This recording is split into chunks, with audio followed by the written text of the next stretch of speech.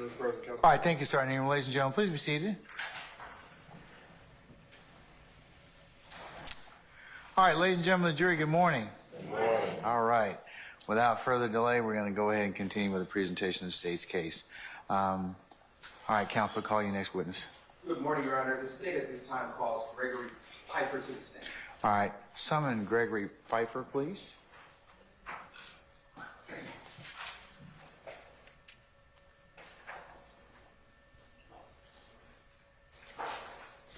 Mr. Pfeiffer, good morning, sir. You please go ahead and face Sergeant Ingram and be sworn as a witness, please. Raise your right hand. You swear first testimony to give you the truth, the whole truth, and nothing but the truth? Yes, sir. Have a seat. State spell the first and last name for the court. Yes, sir. My name is Gregory Pfeiffer, Gregory Pfeffer.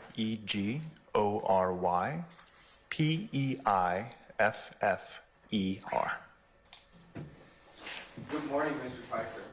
Good morning. What is your current occupation? I'm currently a forensic biologist. And where are you employed in that capacity? I am employed at the Bureau of Alcohol, Tobacco, Firearms, and Explosives, commonly known as the ATF. And what is, and what are your duties at the ATF? My duties at the ATF are to be a forensic biologist, which means to process evidence as it relates to ATF incidents, to analyze evidence for DNA, to generate reports, and to testify in court.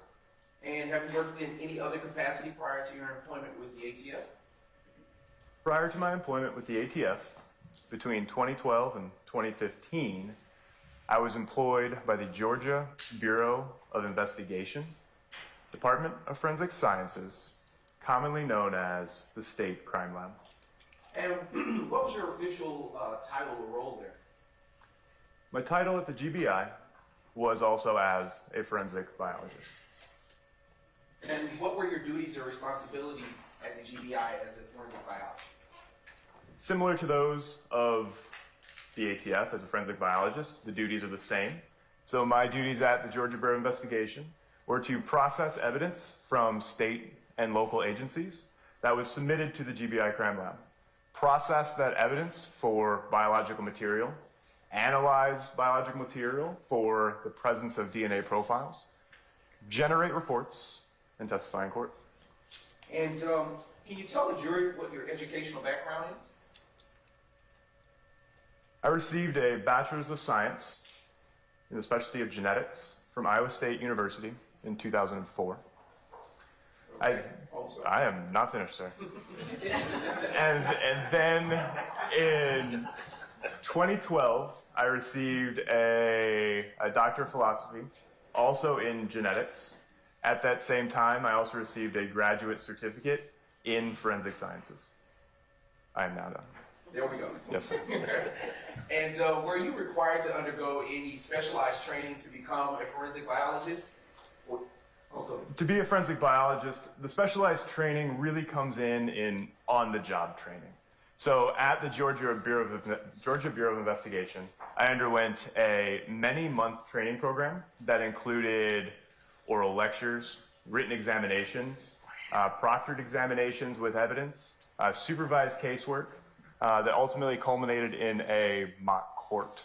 I then, once I joined the ATF, underwent that same training program, but as oversought by the ATF at that time. So that would be my specialized training in forensic biology. And Mr. Pfeiffer, do you belong to any professional organizations? I do. I belong to the American Academy of Forensic Sciences as a member of that organization. And how long have you been a part of that organization? To my recollection, it would have been around 2014 to current. And is there a certification process to become a forensic biologist with the GBI? There is a certification process, but that is not a requirement to be a forensic biologist. There's actually a small subset of forensic biologists that are certified. There's a certifying body, the American Board of Criminalistics. I hold with that body a certification in molecular biology, which is under the umbrella of forensic DNA analysis. And I am current and open with that certification. Okay. And have you been previously qualified to testify as a forensic biologist and DNA examiner? In court? Yes. Yes. And about how many times? I believe this will be my 16th testimony, plus or minus one. So I want to ask you, what is forensic biology? Forensic biology is the science of analyzing evidence for the presence of biological material, looking for the presence of blood, semen, saliva, analyzing that evidence to generate DNA profiles that can be used to compare to known DNA profiles submitted from individuals to make associations to the evidence. What is DNA? What is DNA? DNA stands for deoxyribonucleic acid. It's the A's, C's, T's, and G's that you learned back in school. It's the basic building block of all life. You receive half of your DNA from your mother and half your DNA from your father. It is set at conception. It remains the same throughout your life and throughout various cells of your body. So we can use DNA from the inside of your mouth to compare to blood or DNA from the surface of your hands. It is unique to an individual. So with the exception of identical siblings, be that twins, triplets, etc. But it's unique to an individual and can be used to draw associations of known DNA standards to evidence samples. And how is DNA deposited on items? DNA can be deposited on an item from any number of ways. As mentioned earlier, like what DNA is, blood, semen, and saliva all contain DNA. And so if any of those substances are deposited onto an item of evidence, there may be DNA there. However, there's also something called touch DNA. And so I see, sir, that you have a water bottle on the floor. Sorry, I talked directly to the jury, but as if somebody were to pick up that bottle and touch it, you would deposit DNA from the surface of your hand to that item, and that would be DNA that I could analyze as a forensic biologist. Let's expound upon that. How can DNA be collected from items of evidence? DNA collection process starts with an evaluation, and I look at evidence and try to determine where DNA may be deposited on an item. The actual collection of that is I use something similar to a Q-tip, commonly used to clean things around the house or on your physical person. We have sterile cotton swabs that we use to collect DNA. The standard process would be, once I identify an area to swab, moisten that swab with liquid, a sterile water, use that sterile wet swab to swab the evidence, to collect any biological material from the evidence onto the swab. I then follow that back up with a dry swab, similar to mopping the floor. If you use your wet mop, you still need to go back and clean it again. So we're trying to get all of the biological material off of an item of evidence and onto cotton swabs that I can then use in my DNA analysis process pipeline. Okay. And after you've performed that collection process, what else, if anything, do you do after that? Sure. The DNA collection process is just the first step of DNA analysis. We need to obtain DNA from the evidence and move that to our DNA analysis pipeline. The pipeline can be thought of as 5 basic steps. First step is DNA extraction. So we would cut the swabs that I took from the evidence and put that into a tube and add chemicals to break apart the cellular material that's there, to wash away any substances from the evidence itself. And so we end up with a purified sample with DNA in it. The next step is then to figure out how much DNA I had. I don't know at this point in time if I obtained any DNA from an evidence sample. So I use my quantitation step to determine whether or not any DNA is present on an item of evidence. After that, I use that information in the next step to use something similar to like a molecular Xerox machine. So something, if you were making photocopies of a piece of paper, you would put it in and make hundreds to millions of copies of that piece of paper. I do that using instrumentation and chemicals in the laboratory to amplify and generate multiple copies of the small amount of DNA I obtained from the evidence. After that, I use sensitive instrumentation to detect the DNA sample that I just processed and amplified. The final step in my DNA analysis process is looking at the data that comes off of my sensitive instrumentation to determine whether or not a DNA profile is suitable for comparison. Okay. So I would like to ask you, what is a DNA profile? A DNA profile is a collection of data as it pertains to somebody's DNA. And so if we think of a DNA profile as a collection of data from particular locations throughout your DNA, and in the testing that I normally do, we would look at anywhere from 15 locations of the DNA, and each one of those locations would give me information. And so if we look at it graphically, it's much like every other graph. It's an X with the Y-axis where size is on the X-axis going across, and how tall the peak is how much information is present. At each one of the locations of DNA that I look at, if we go back to the definition of DNA, you get half from your mother and half from your father. I can expect two pieces of information, one from each individual that donated DNA to your life, and sometimes those are separate and sometimes they're stacked if the same information came across from both parents. And so that collection of data, the number of peaks, the size of the peaks, is the information that I put together to build the DNA profile. Okay, what is DNA comparison? DNA comparison. As I generate DNA profiles from evidence, that can only do so much. To be able to associate that or include or exclude any particular individuals from that evidence, we need to have a known standard from an individual. I would run the known standard similar to the rest of my standard DNA testing.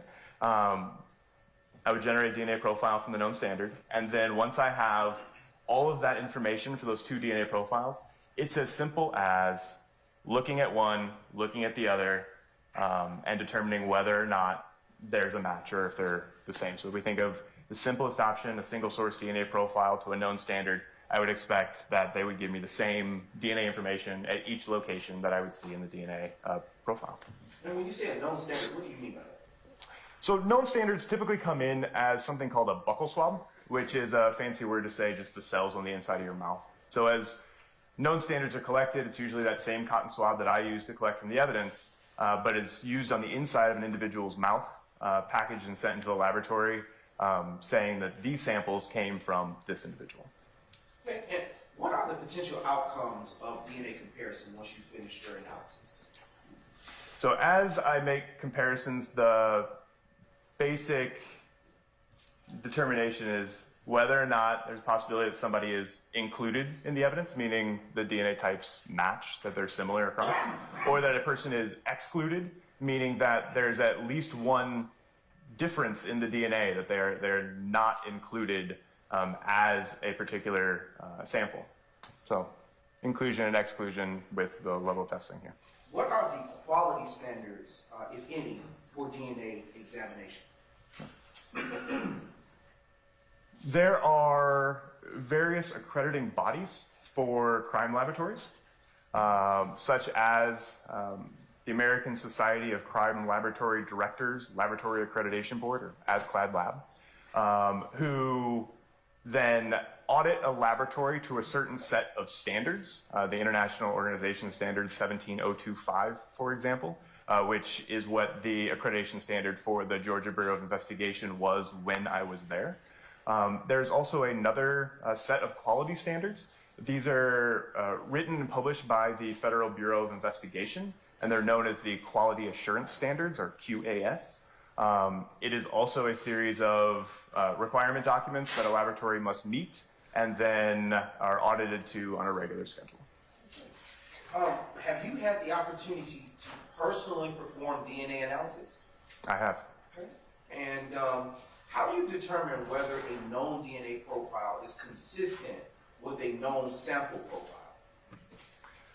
So as stated previously, it can be as simple as looking at a known DNA standard and comparing that to an evidence sample.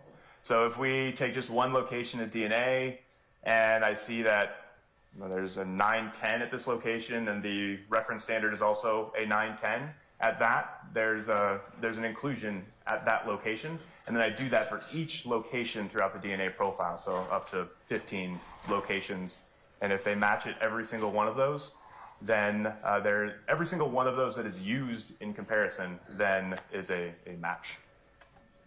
And how do you determine whether a DNA profile and a known sample are suitable for comparison? Start with known samples. Determine whether or not a known sample is suitable for comparison. It needs to meet the expectation. Known samples should be a single source DNA profile. If I receive a known sample and there's indication there's 2 or 3 people involved in that sample, I'm not going to use it any further. I'm going to make that not suitable for comparison because it is not a single person as expected. Looking at evidence samples to determine whether or not an evidence sample is suitable for comparison. And there's a list of protocols within the laboratory as governed by the 2 accrediting bodies that we previously discussed. As long as the DNA profile meets the requirements of the laboratory, if we're able to determine the number of contributors that are contributing DNA to the sample, if we're able to use our interpretation protocols, our flow charts, if they are flow charts, to determine whether or not you can pull a major contributor or pull one sample out from a larger mixture component. That, through training and experience and the laboratory's protocols, is how you end up determining whether or not a sample is suitable for comparison. And are the procedures and analysis that you have given the jury understanding of something that is generally accepted within the scientific community? They are. And are the procedures that you describe reliable and reproducible? They are. And did you follow these procedures for the case that you're currently here to testify about? I did. Your Honor, at this time, the state now moves to qualify Mr. Gregory Piper as an expert in the fields of forensic biology and DNA examination based upon his background, training, and experience, as so testified. No objection. On behalf of Mr. Williams, sir. All right, anybody else wish to provide the witness? Okay. The court will designate Mr. Pfeiffer as an expert in the area of forensic biology and DNA testing. Okay, thank you. Mr. Piper, during your employment with the GBI, were you required to produce reports? Yes, it was a standard practice of my position is to analyze evidence and issue reports to that analysis. And did you prepare one for this case that you're here to talk about today? Yes, sir. I am now showing defense what has been previously provided. It states Exhibits 143 Charlie, states 143 Charlie Alpha.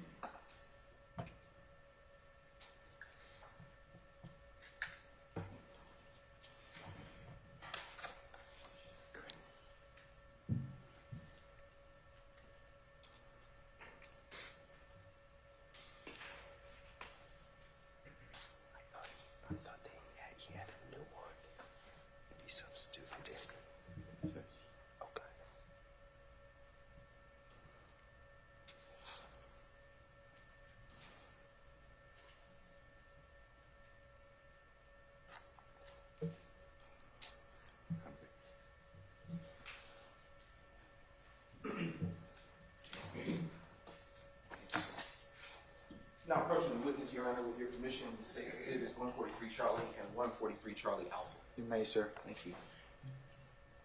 Mr. Piper, starting with states 143 Charlie, what have I just handed you?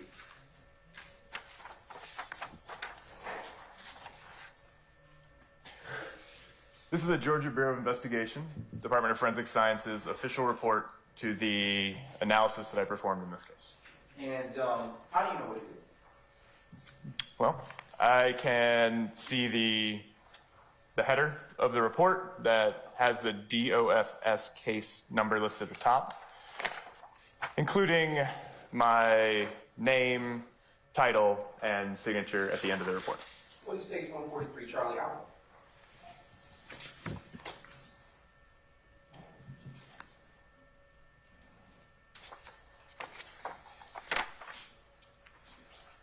This document, 143 Charlie Alpha, is the Department of Forensic Sciences STR frequency report.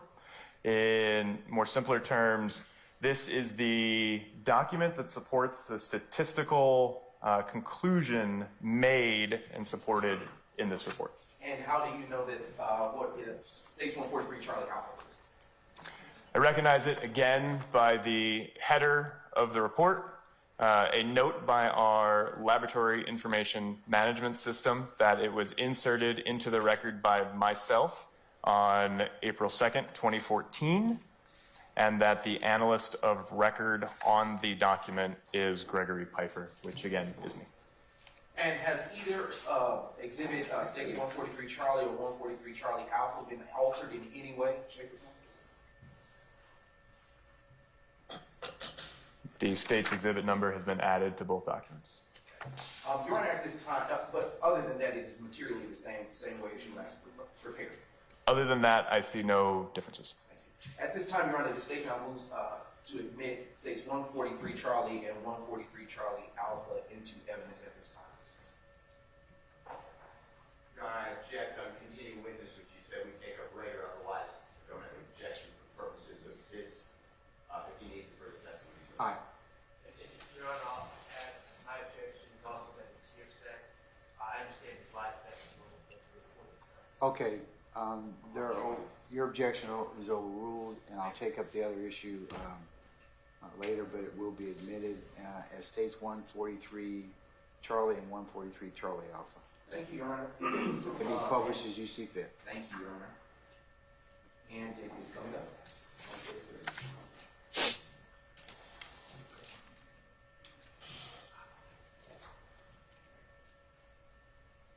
And you can turn it as opposed to, there's a screen right next to your left, which will make it a lot easier for you to view. Yes, sir. Okay.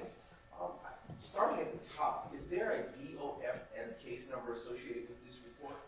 There is. It is 2013-102-0281.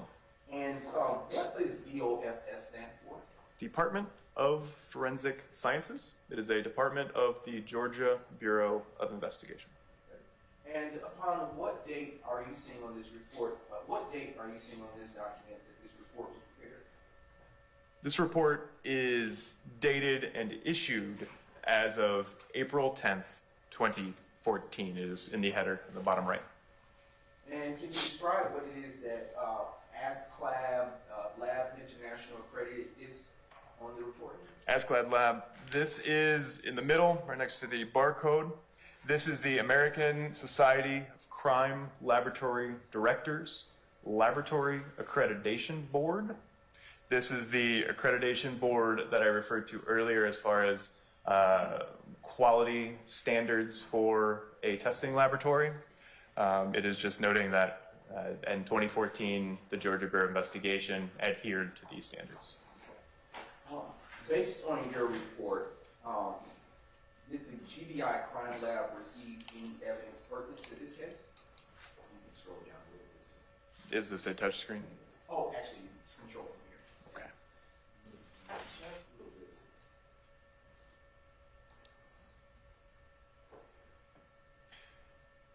So standard on these laboratory reports, near the top of the report, there's a section called evidence. This lists the evidence that the laboratory received from the state or local agency to test for forensic means. And in this case are the samples that I tested in this case. And what did if you would itemize and go line by line, what you received from this, in this case? Line by line, yeah. So for clarity's sake, I'm going to start at the second main bullet on the evidence that was received on October 24th, 2013 from the Atlanta Police Department via lockbox. Evidence that comes into the laboratory comes in through a lockbox. Once it is in the lockbox, it is then accessible to the laboratory employees. The evidence that was received is a sealed package containing evidence for forensic examination. Once it was in the laboratory, it was then sub-exhibited. So Exhibit 3 is a package of evidence from the agency.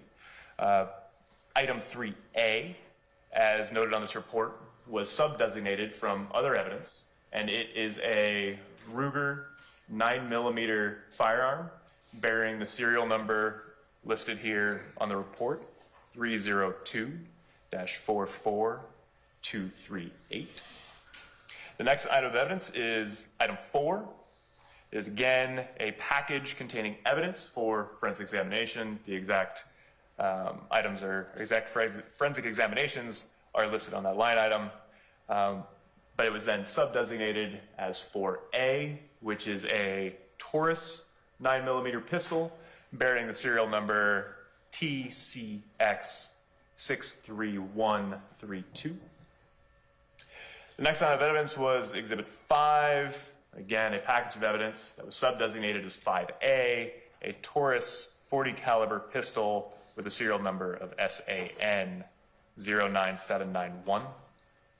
The next 3 items of evidence are the known DNA samples that we discussed earlier, samples that were taken from a particular individual, submitted to the laboratory as known samples. These are identified as items 6, 7, and 8. Item 6 are buccal swabs from one Frederick Prothrow. Item 7, buccal swabs from a Walter Murphy. Item 8 are buccal swabs from an Adrian Bean. So that was the evidence that the laboratory received from the Atlanta Police Department. The top of the evidence list, to reference that so we can go back, these are items of evidence, as noted on the report, that were created by myself, Gregory A. Pfeiffer. They're exhibits 11 through 15. Exhibits 11 and 12 are swabs that were collected from items 4A and 5A, respectively. They are swabs of potential stain that were identified on the firearm that were outside of the requested examination, saved for future possible testing.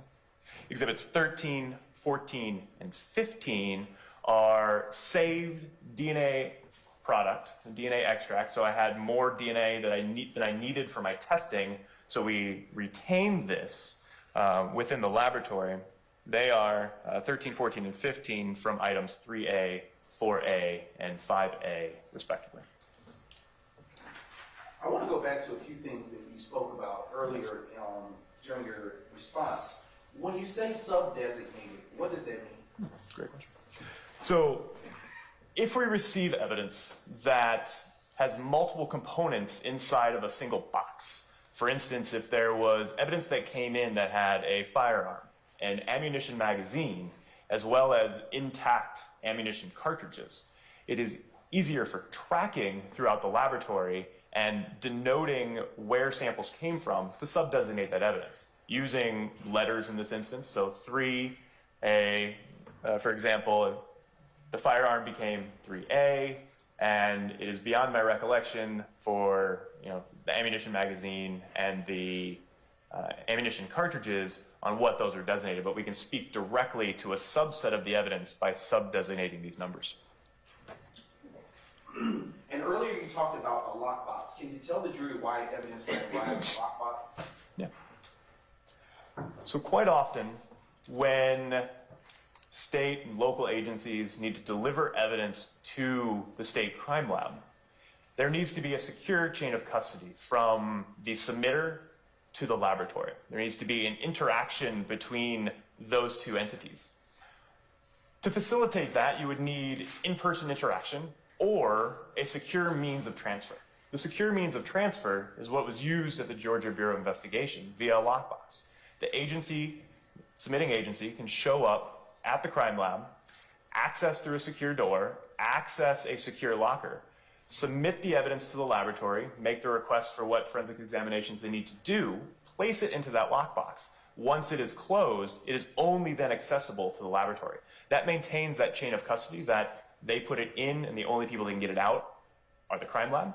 We then, once we get the evidence, enter it into evidence within a case number. In this case, we've discussed the case number.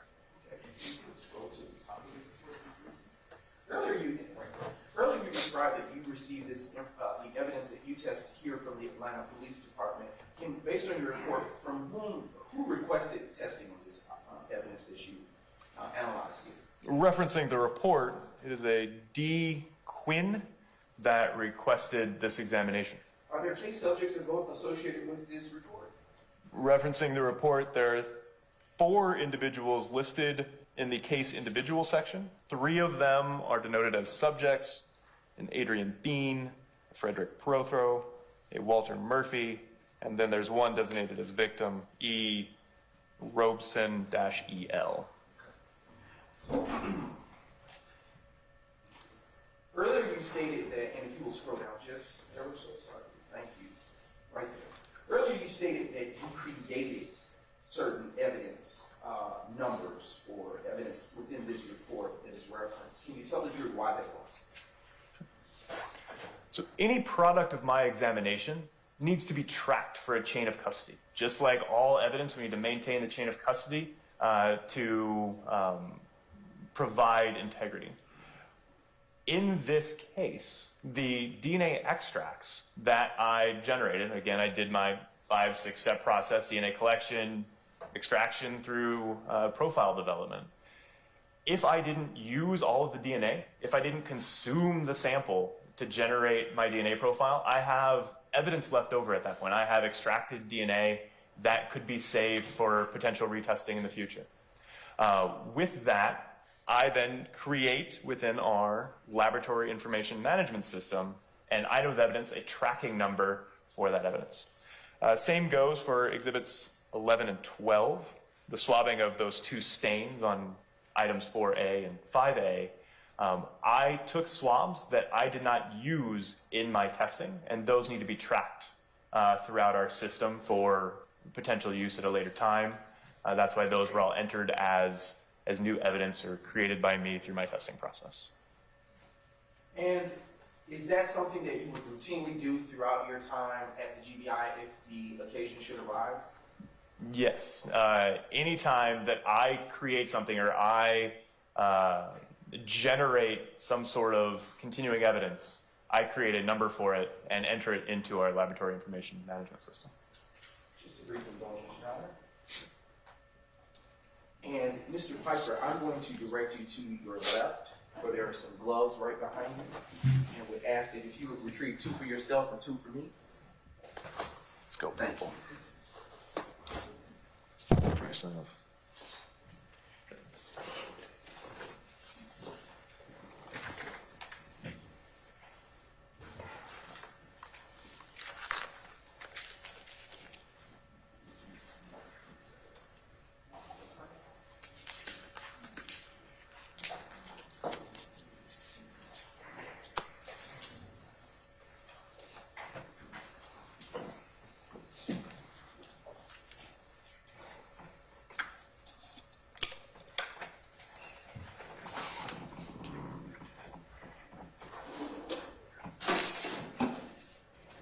Just a brief indulgence, Your Honor.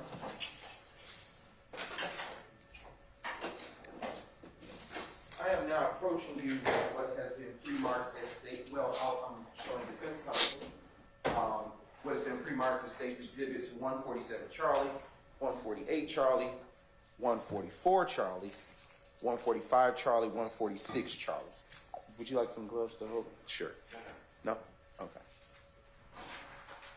I can hold them for you if you want, since you don't. These are this. Yes, ma'am. I believe, yes. 147 Charlie, 148 Charlie, 144 Charlie, 145 Charlie, 146 Charlie. Yes, correct. So the duplicate 144 Charlie will become 149 Charlie. And that, which is, yes. Sorry.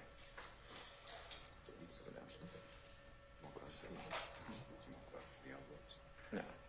Get some disinfectant. These will be.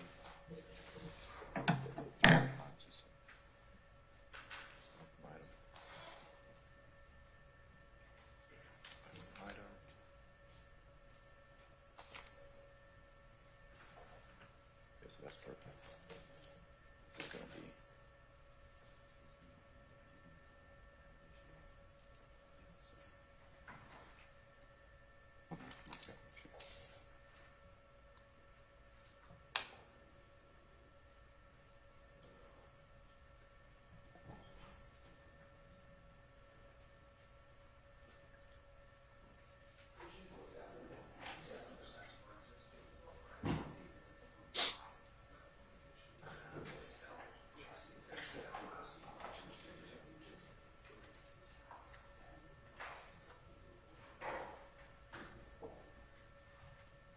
I saw you, I heard you.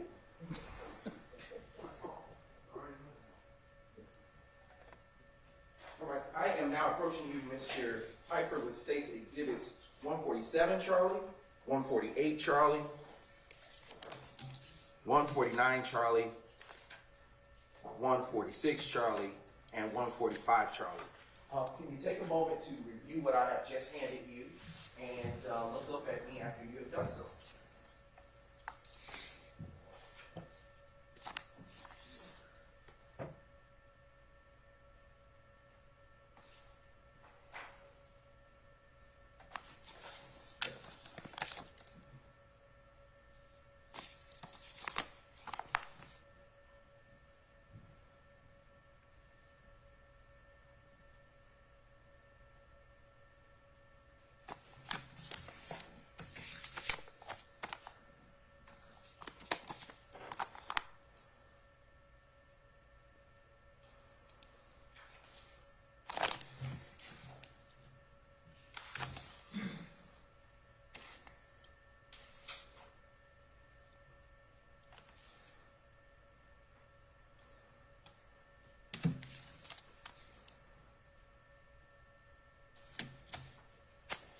Okay.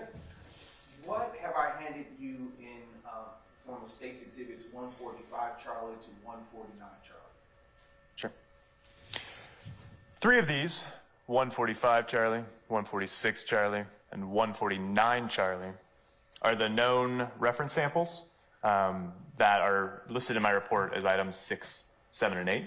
I recognize them by the DOFS case number on the sticker, as well as, it's hard to see, but across the evidence tape, as I resealed the evidence after testing, my initials, GAP, just like the store, and the date, along with the evidence sticker that includes the known reference sample names. These two, which are 147 Charlie and 148 Charlie, are the 2 exhibits that are listed at the top of the report, so DOFS numbers 11 and 12, which are swabs of stains from items 4A and 5A. Recognize these by my handwriting listing out the DOFS case number, a description written on the package, date, my initials, as well as for sealing purposes, my initials across the tape, and none of these look to have been open since I last closed them. Your Honor, at this time, the state now moves, based on the testimony, to admit State's Exhibits 145 Charlie through 149 Charlie into evidence at this time. Any objection to States 145 through 149 Charlie? Yes, Your Honor. Basis. There's no foundation, but the prosecutor promised me that they call Officer Benton, so I'm okay with letting it in with that condition, and that's what the prosecutor told me. All right, Your Honor. I'll overrule your objection at this point in time, subject to your agreement, okay? So States 145 through 149 are admitted, maybe published as you said. All right, Mr. Pfeiffer, I handed you some scissors. You can start with States 145 Charlie and open it with the scissors.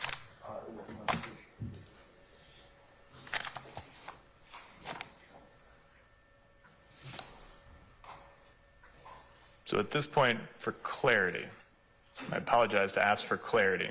To open this, I do not know what is inside of this. For evidence integrity, I don't have a clean surface. I'm not wearing proper PPE, so I will open, just want to open it with that understanding. Yes, please open. Yes, sir.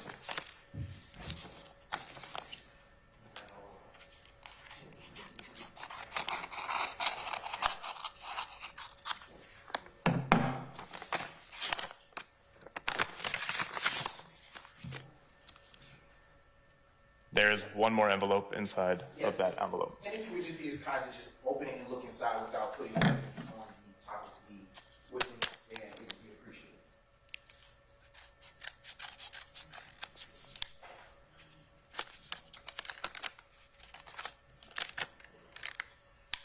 Would you like me to remove the evidence? You can just look inside and tell the jury what you see inside. Yes.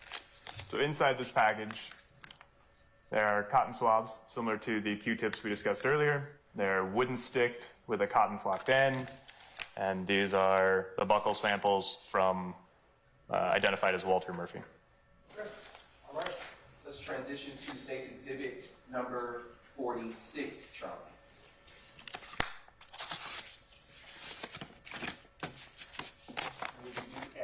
Would you do with State's 146, Charlie, as you've done with State's 145? Yes, sir.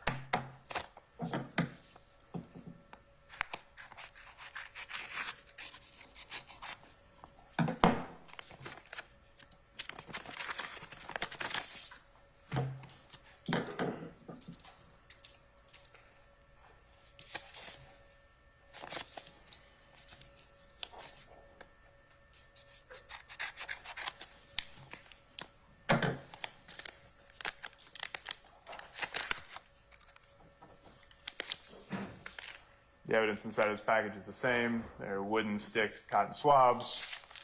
Quantity appears to be 4. Cannot confirm based on taking it out. But it is evidence tape sealed, my initials and date, listed as from Adrian Bean. All right. Would you do and replace that, please? Would you do with State 147, Charlie, as you've done with State 146, Charlie? 147, Charlie? Yes, sir. For the next, The next reference sample? Yes. That would be listed as 149, Charlie.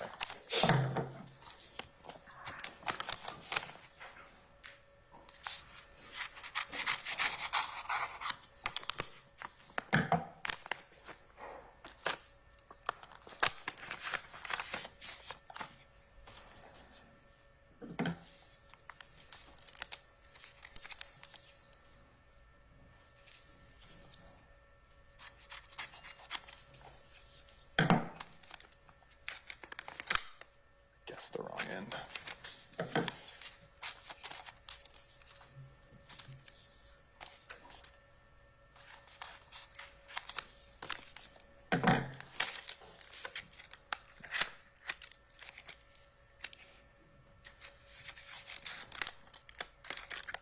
This evidence also contains swab wrappers containing the swab sticks, again, wooden stick, cotton end, identified as Frederick Prothrow. As with State 149, Charlie, when you do the same with 147, Charlie, I understand what that's good. I have never done this, but I would recommend against opening this on the stand as it will compromise the integrity of the evidence for future testing. Your Honor, I believe we could open the evidence and present it as such, provided the court has no objection. Well, he's telling you he recommends you not open it. So I'm going to follow his direction, okay? So, And I'm gonna follow you. okay, all right. So, All right. I'm gonna reclaim these exhibits from you. That works. All right. let me ask you something. Can you open it up in a controlled or in another space and let everybody look at it? I could, if you provide me some bleach, a mask, a lab coat, brand new gloves, Okay. proper PPE, or either in the court or outside, I would be happy to open it. Okay, all right. We're gonna follow your instructions. I think we'll defer for the time being, okay? All right. And I am now going to approach with the states, with the assistance of Deputy Ingram, State's Exhibit 114, Charlie.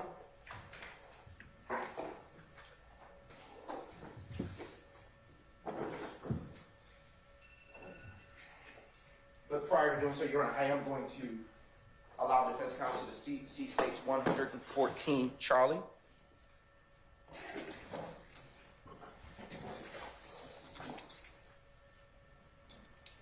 What is this? 114, Charlie.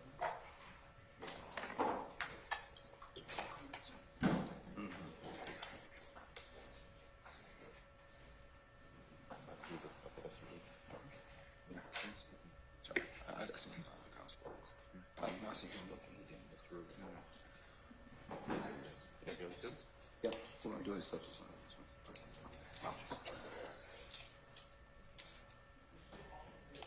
Okay. All three at one time.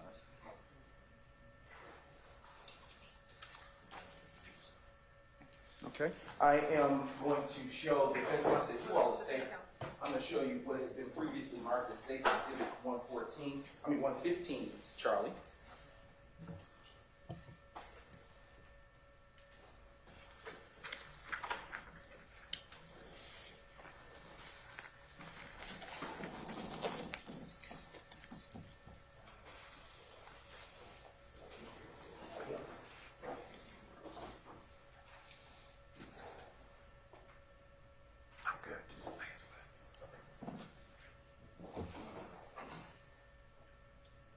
And I am now going to show the defense counsel the previously marked as well as States 116, Charlie.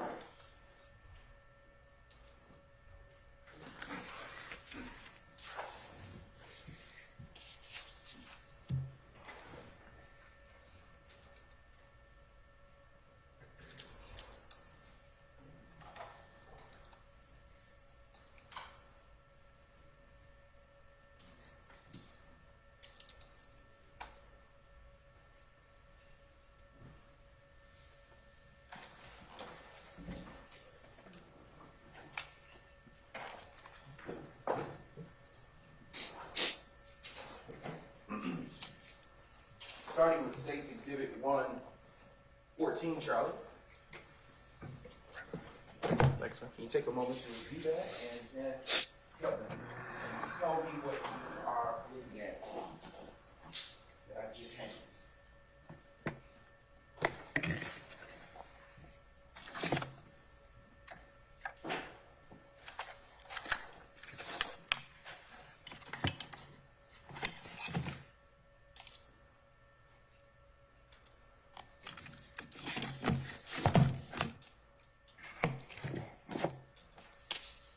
This item contained in this box, 114 Charlie, is DOFS item number 3 in its entirety, which contains 3A.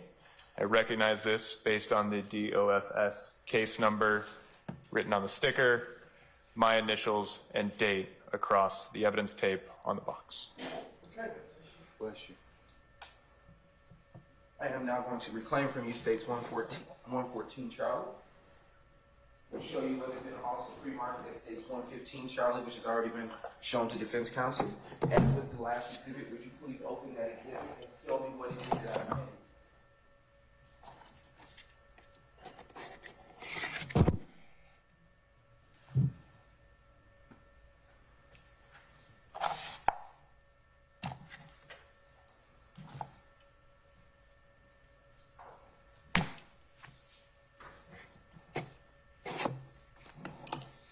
What have I just handed you, Mr. Piper? This exhibit 115 Charlie is DOFS case number, or item number 4, which contains item 4A. And what is item 4A? Item 4A is one Taurus 9mm pistol bearing the serial number TCX 63132.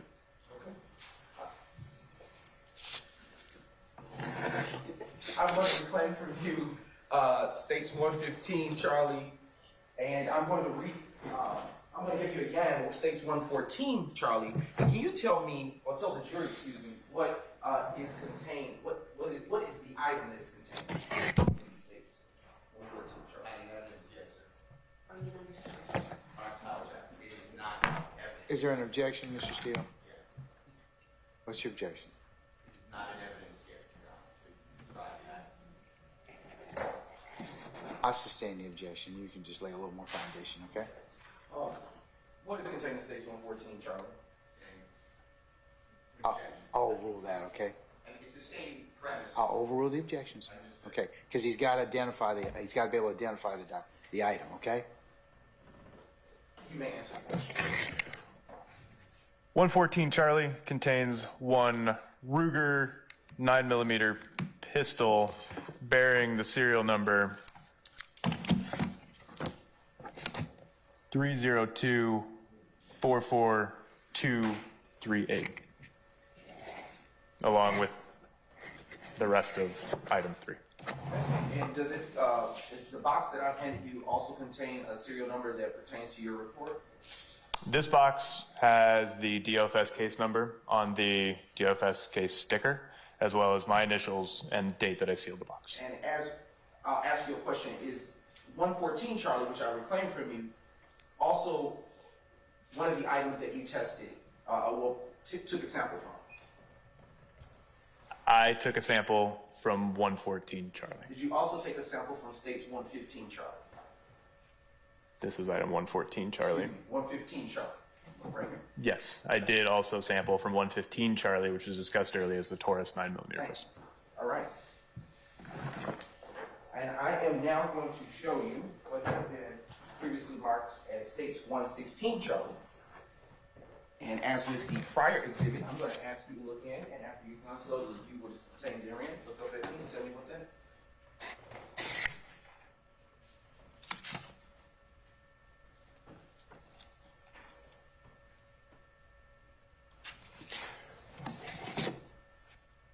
.116 Charlie contains DOFS item number 5, which is one Taurus 40 caliber pistol bearing the serial number SAN 09791. And is that exhibit that you have in front of you also an item that you took a swap from at the time you performed your analysis for this case? This is an item that I sampled from for this case. Just a brief indulgence, Your Honor. Yes, sir.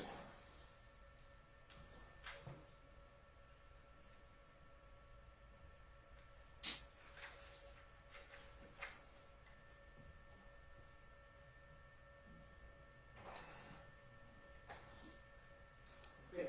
Did that conclude your involvement in this case? The DNA testing of this evidence concludes the involvement with this case. Brief indulgence, Your Honor. Yes, sir.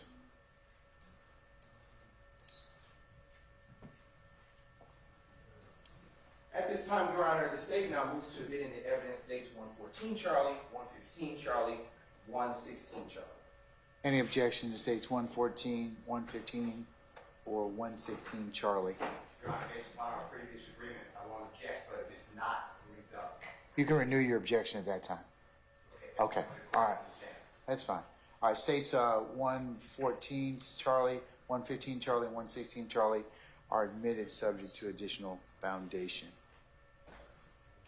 All right. And maybe publish to jury as you see fit. Thank you, Your Honor. With respect to your report, the analysis that you concluded, can you tell the jury what your conclusions were with respect to your test? Would you like me to go through the whole Yes. testing Item by item. and response, item by item?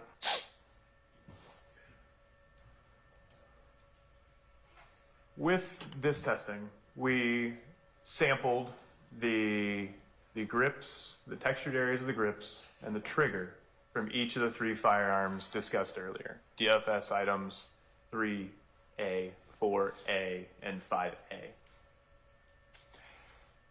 Grouping them for clarity, the DNA profiles obtained from 3A and 5A were not suitable for comparison. They were both at least 3 individuals contributing to that DNA profile and were not suitable for comparison. The DNA profile obtained from item 4A was also from at least 3 individuals, as noted in the report. And we were able to identify a major contributor that was suitable for comparison in that profile. Within the report, this is identified as the first DNA profile.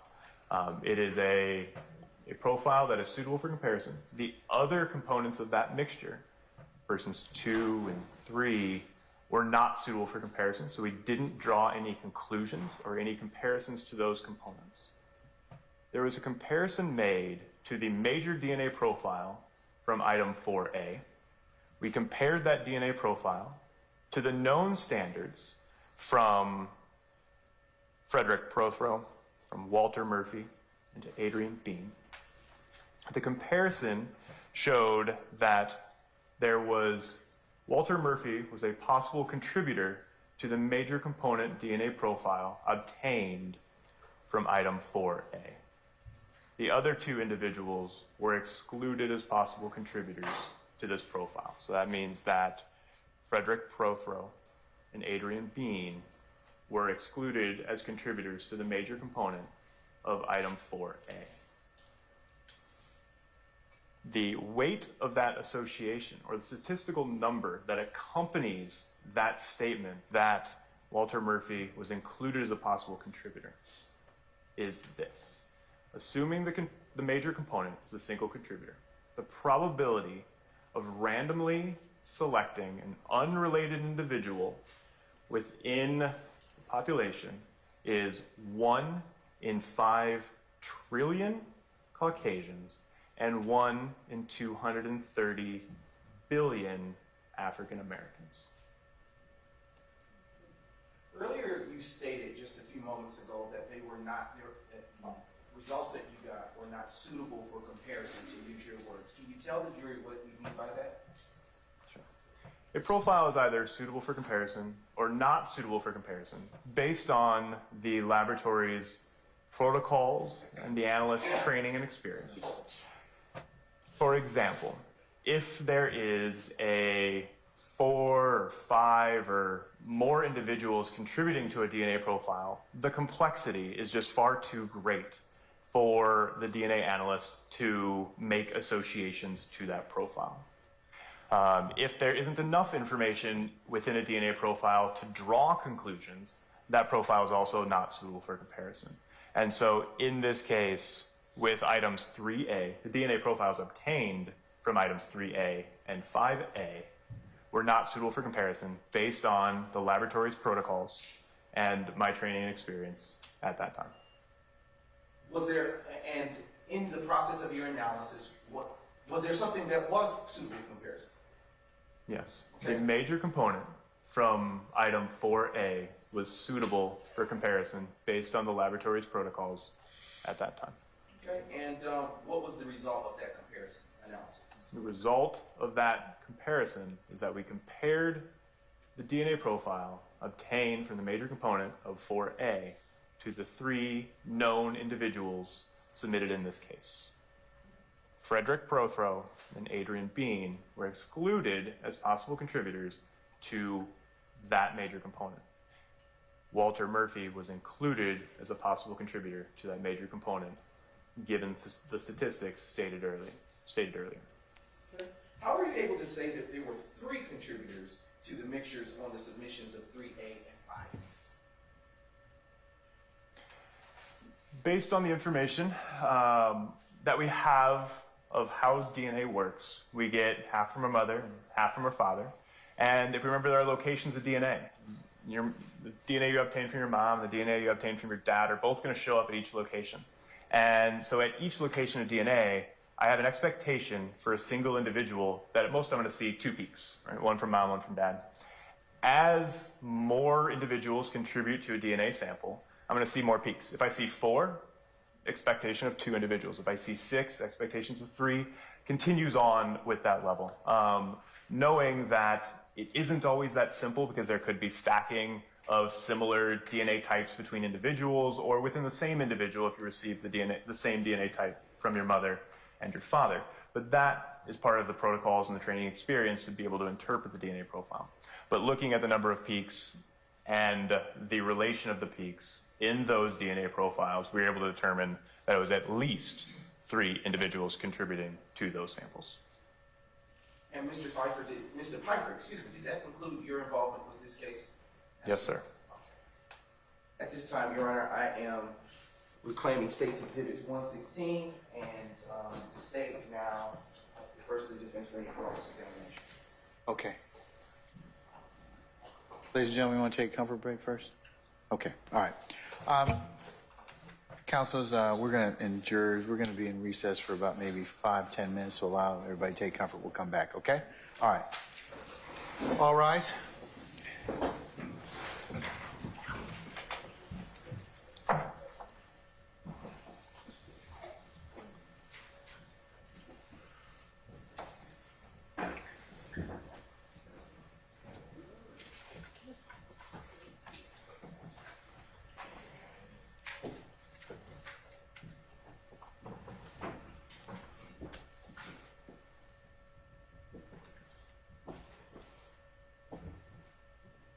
All right, our jury has left us. Mr. Pfeiffer, you can take 10 minutes. Just come back, okay?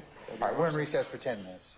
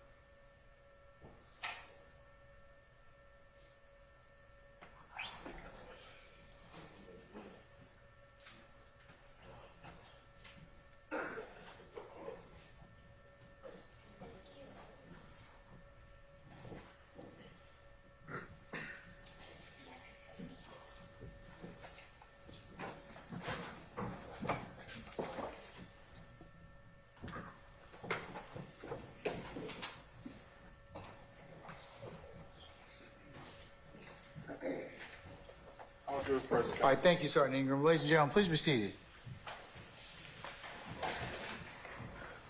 All right, Cross.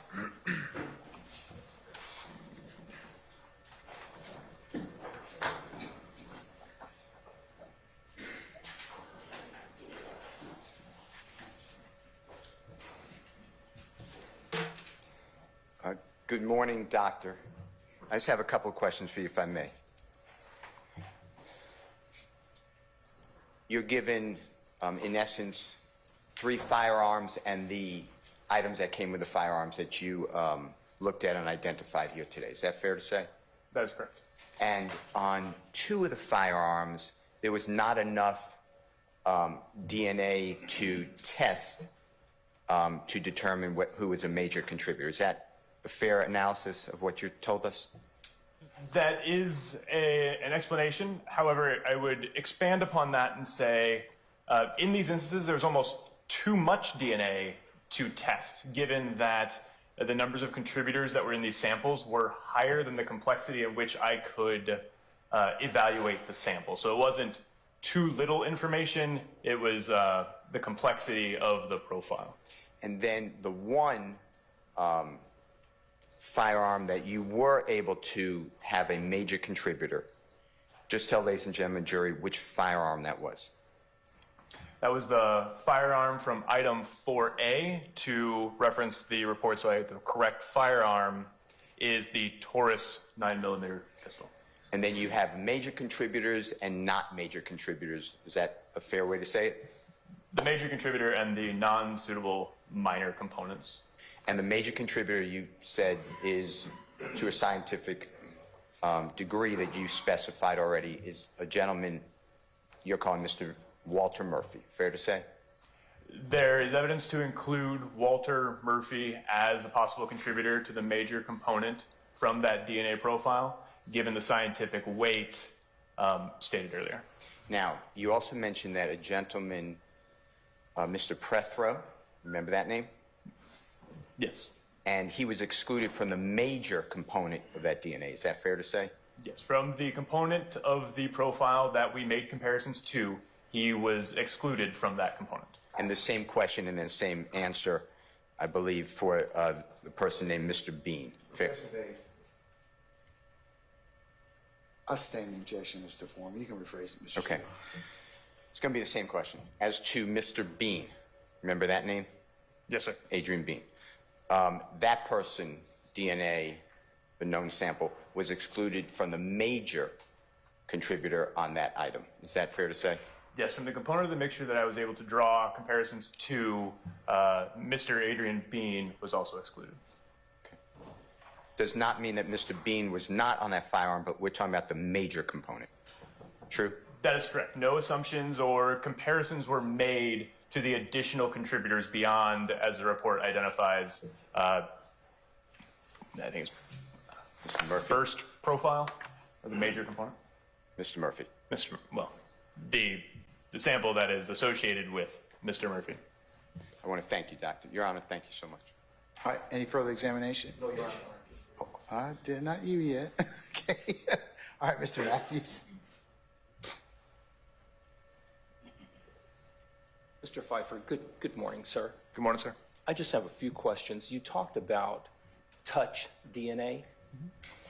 With respect to touch DNA, can you explain to the jury what exactly is the DNA material or life material that is in the hand that is transferred to items?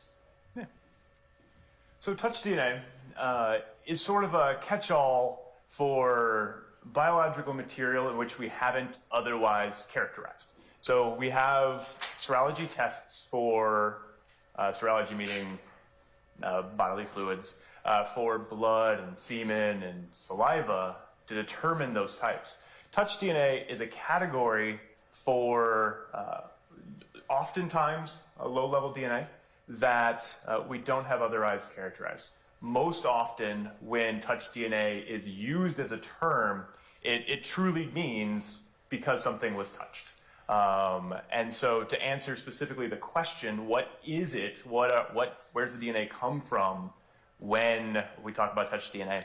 So throughout the day, your epithelial cells, which is a scientific word for the cells that make up the skin or your hand, those end up falling off or being pulled off. So if you think of, like, if you're sandpapering an item and you end up sandpapering your hand, you can feel a little bit of your skin actually come off. So those would be the cells that we're looking at. But that's a natural process throughout the day, depending on how long it is from the time at which you wash your hands and the time you touch something. You may have a different amount of DNA that's left behind. But not only the DNA contained within cells is present in touch DNA. Sometimes there's non-cellular DNA or cell-free DNA that's the cell's already been lysed and there's just DNA on your hand. Or you may have touched something else and picked up that DNA from touch. Is it possible to leave the cell from the hand on a door handle of an automobile? Yes, it is. Common to anything that we touch. Anything can we come in contact throughout the entire day. Your cell phone, the door, the railings, all have the potential for leaving touch DNA behind. How about a cell phone? Yes. How about a ring? I believe you said a ring? A ring. Yeah. Yes, I would actually expect quite a high level of DNA on the ring that I'm currently wearing. How about, I think you testified earlier about a handgun, correct? Yes. Handguns are something that you would touch. How about how about a jacket?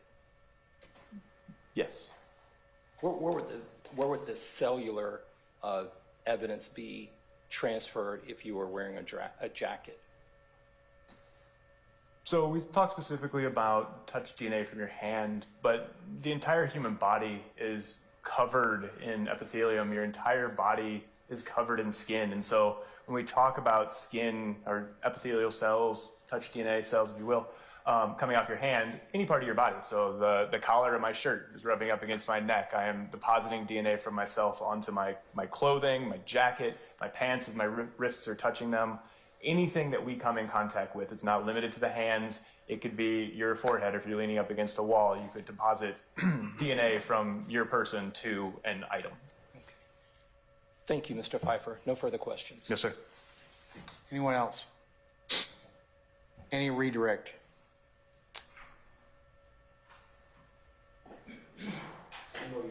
All right.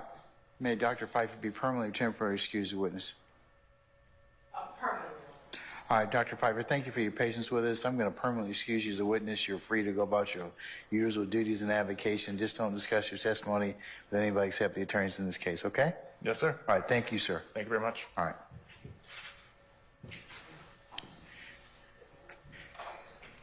State and representative from the defense, can I get you to come up, please?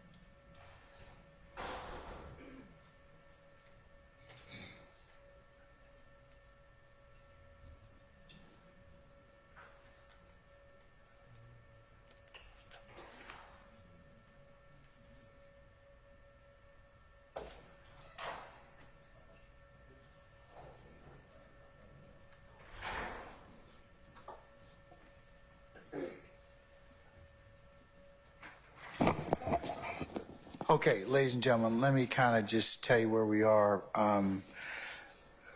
and let you know kind of the plan, the way ahead. I'd like to be able to delay our lunch just a little bit so we can take a witness, but the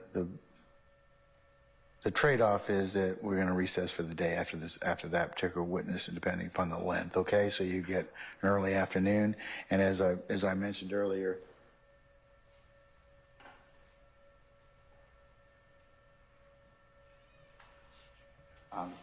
Tomorrow, Friday, you'll appear for 12:30. We'll get started around 1 o'clock, and work the afternoon. All right. So can we do that? We'll take another witness, see what the length of time is, and if it's where I think it will probably be, we're probably going to recess somewhere between 1 and 2 o'clock for the afternoon. Okay. All right. Call your next witness, madam or sir. Your Honor, the state calls Mr. Eduardo Nava Flores to the stand. All right, summon Mr. Nava Flores, please. All right, Mr. Nava Flores, good afternoon, sir. Good afternoon. Sir, if you would please approach the witness stand. Once you get there, before you sit down, if you would turn and face Sergeant Ingram to be sworn as a witness, please. Stand up, please. Okay, there you go. All right. You swear affirm testimony you give the truth, the whole truth, nothing but the truth? Yes, sir. Have a seat. State and spell your first and last name for the court's order. It's Eduardo Nava, EDUARDONAVA. Good morning, sir. Good morning.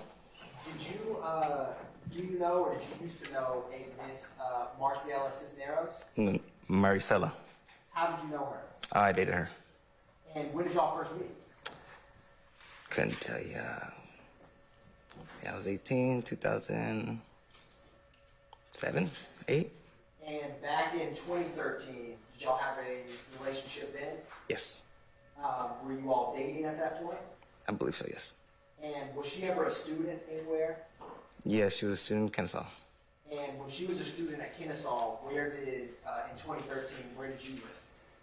I was bouncing around. I didn't really have a house. I was staying at her place sometimes. I lived in Dalton sometimes with some friends. Sorry. Yes. Sometimes I'd stay in Dalton. Sometimes I would stay with her. Sometimes with friends. I was kind of bouncing around. Sometimes in my truck.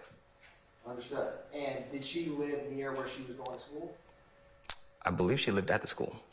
And did she ever have a car back then? She did have a car. What kind of car was it? It was a red car. I don't remember exactly what model or make. Did you have a car back then? I did not have a car. Would you ever use her car? I would borrow her car, yes. And on September 11, 2013, can you describe for the jury how that day started? I think it started normally. I think I needed to borrow the car. I don't think I needed it, but she let me borrow the car. I dropped her off at school, and I took off from there. And when you dropped her off at school, did you have anyone with you? No, I don't believe I did. Did you ever pick anyone up? I don't exactly know how I met with Brian, but yes. And what is Brian's last name? I believe it's Ranson. And how did you know him? I knew him for a couple of years. I don't exactly know how I met him. And did he end up in her car that you were driving? Yes, we ended up in the same car. We think we were headed towards the mall. And where was that mall? I don't exactly know. In general, was it in Atlanta, outside Atlanta? Don't exactly know what the outskirts of Atlanta are or what is Atlanta. I considered Kennesaw Atlanta, so obviously I'm wrong on that. That's fair. Did you have to travel far from the Kennesaw area to get to that mall? I don't exactly know how long I've been driving, but we were driving on the interstate for a good minute. And after y'all were at the mall, did y'all ever go anywhere else? After that, we wanted to get some weed. I think Brian knew exactly where to get it, so he led me to a place. And did he ever speak with anyone over the phone when you were with him? I'm not exactly sure if he spoke with anybody. That's right. Did he give you directions to where you were going? Yes. And when you got there, had you ever been to that area before? No. Do you know where that area is? No. Did Brian give you the address of where you? No. When you got there, what did you see? What was the location you all arrived to? A gas station. And when you got to that gas station, did Brian speak with anyone, whether in person or over the phone? I don't think he spoke with anybody. After that, what did y'all do at that gas station initially? We waited for a minute. And what did you do after waiting at the gas station? We left that gas station. Where did you go? We went to where he knew where to get some weed. And how close was it to that gas station? I'd say about 15 minutes, 10, 15 minutes. And when you got there, was it a house, an apartment? Where was this location y'all went to? I believe it was a house. I don't think there was anything else connected to it. Maybe a subdivision, but I don't think it was, I think it might have been a house. And when you all arrived, were you still driving at this time? I believe I was driving, unless he took over at the gas station, but I'm pretty sure I was driving. And did Brian did Brian direct you from the gas station to that house? Right. And when you got there, what did you see? I just saw a normal house, so we parked and got out. Was anyone outside when you arrived? I don't know if anybody was outside at the moment, but I think shortly after we arrived. And did you ever go inside the house? I might have stepped in for a second. And who did you see when you were inside? There was maybe, couldn't tell you the exact number, but there was a few people. And At this point, there were some outside, some inside. had you ever seen any of those people before? No, Had you ever been to that house before? no. Can you describe what were some of the people's genders, race that you were interacting with? I believe Brian was the only white person there, Mexican. I don't believe there was any Mexicans there. There were some black people there. And were you speaking with anyone there? Was Brian speaking with anyone there? Brian was speaking with them. I didn't say a word while I was there. And while you were there, why did you not say a word? I was unfamiliar. I didn't know the people. Were you, how long were you all there, roughly? After we showed up until we left, Yes. a good hour or two. Did you ever get any weed or what you were looking for? No. Where was your car once you went inside the house? It was in the driveway. And did anything ever happen with that car? While I was in the driveway? Correct. No, it stayed in the driveway. Did anything happen with the car while you were at this house? Yes, it was apparently borrowed. How did it get, as you say, borrowed? What do you mean by that? Don't exactly know how this happened. I do remember being really faded, kind of in and out of what I would say consciousness. I was pretty messed up, trying to look for the next high. I don't really recall what the conversation was, but someone had mentioned that they needed a car, to borrow a car. Didn't expect mine to be borrowed. Next thing I know, my car's gone. And had you said you were faded. What were you using back then? Everything under the sun. And was Brian using along with you? Yes. And did you all use before you got to the house? I might have. I don't exactly know what he was on, but I was a regular pill addict and. Understood. And are you clean today? Yes. And do you recall on that specific day what drugs you may have used either before or? I couldn't tell you exactly what I was on. I would do whatever I had in the cabinet that morning. Understood. And did you where were the keys to the vehicle? In the car, I believe. And where were you when other people that wasn't you or Brian got in the car? If I'm not mistaken, I was on the. Standard question, Mr. Form. You can rephrase, sir. Thank you, Your Honor. Did somebody else who was not Brian or you ever get in that car? Did someone else other than Brian or me get in the car? I believe someone had to get in the car for it to leave. Yes. And where were you when they got in the car? I believe I was in between, inside and outside, maybe on the steps. Did you see them get in the car? Don't exactly remember seeing them get in the car, but I seen it pull off. And do you remember after this speaking with anyone in the Atlanta Police Department? If I'm not mistaken, we left the place just because we weren't getting any weed, we weren't getting anything, and it had been a good minute, so we left. Closest place we could have possibly went to was towards maybe the gas station that we were at, and that's about what happened. We just left. I'm going to come back to where we were, but after all of this, do you ever remember speaking with the detective? Yes, I think he was a detective that was around the car whenever I showed up to it. And it was the same day that you arrived in the house, September 11th? Right, it was the same day. And it was Detective Quinn with the Atlanta Police Department? Objection, pleading. I stand objection. Was it Detective Quinn that you spoke with from the Atlanta Police Department? I cannot recollect. Do you remember speaking with him that day? I do not know who Mr. Quinn is. But did you speak with a detective on scene about the car? Yes. And was this, when you were speaking with him, was this before or after the car was borrowed? This was before or after, sorry. And when you gave him that statement, do you remember speaking with him in that moment? Yes. And did you, when you spoke with the detective, do you remember, or did you tell him what happened that day fresher in your memory when you spoke with him that moment? At that point, I think I was just saying anything to get myself out of trouble. I was really scared of getting in trouble for buying weed. So I was fabricating a lot of the things. Did you tell anyone else, did you speak with anyone else other than the detective? I think there was a bunch of news cameras there that I spoke to. I think I might have been on the news. You spoke with the news? Yeah. At that point, I told him something completely different than what I had told the detective. Can you describe the person that you lent the car to? I did not lend the car to anybody. Question and mischaracterization of the evidence. Did not say he loaned property. Could you please stop speaking your objections? It's objection basis. I don't need an explanation, Mr. Adams. Make your objection, Judge. Did you ever loan the car to anyone, Mr.? I stand the objection as to form. Was that car ever loaned to someone by you? No.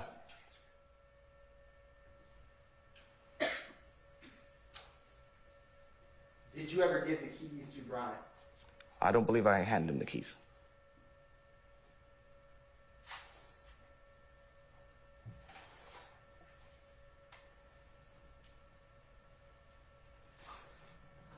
When you spoke with Detective Quinn, Objection. Basis. Your Honor, may I? What was the basis, sir? Objection. Facts not in evidence. Form of the question. Your Honor, this is Mischaracterization impeachment. of the Oh, evidence. hold on. I stand as the form of the question. When you spoke with the law enforcement officer, did you tell him that you gave the keys to Brian Ransom that day? I could have said a number of things that were not true. Did you tell the law enforcement officer that you gave the keys to Brian Ransom on September 11th, 2020? I do not recollect. Did you let Brian Ransom borrow your car?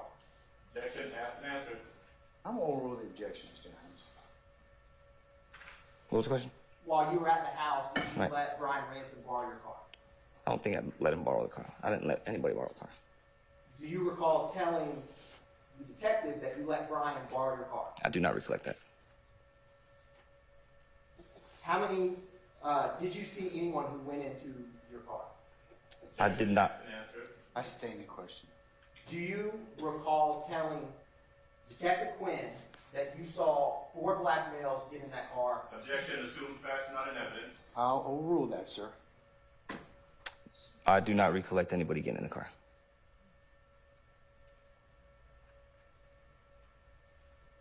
How long did you stay at the house after your car left that location? It had been about 2 hours. Do you recall telling Detective Quinn that it was about 3 to 4 minutes before that car left that you heard police sirens? No, I do not. No, it was a good bit. Did you ever see that car again after it left the house? After it left the house, yes, I saw that where it was wrecked. How did you know where to go? We just went to the nearest gas station. Do you recall telling Detective Quinn that you heard police sirens and followed him to the car? No, once we started walking, we saw all the police, and luckily we were already out, and we felt something was wrong, so we went towards where they were going. Coincidentally, they were going the same way that the gas station was at. Your testimony today is coincidentally y'all happened walk to the car where it ended up? No, we went to the gas station that was nearest, and that's where the police and everything was wrapped up. Do you recall hearing police sirens at that house after your car had left? Only once we started walking towards the gas station. Did you interact or see, did anyone at the house you were with ever say anything about any police that came by? I don't believe so. You don't believe so? No.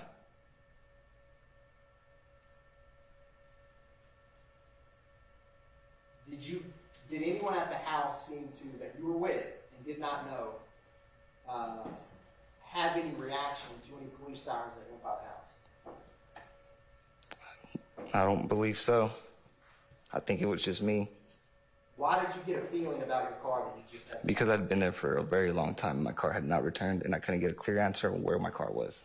I didn't know anybody there, so my first thought was that my car was not in the right hands. Why did they take your car that day? Speculation. I'll sustain the question. What was your personal understanding of why the car you drove there needed to be used by somebody? Objection calls for speculation. One of the question does, I'll sustain it.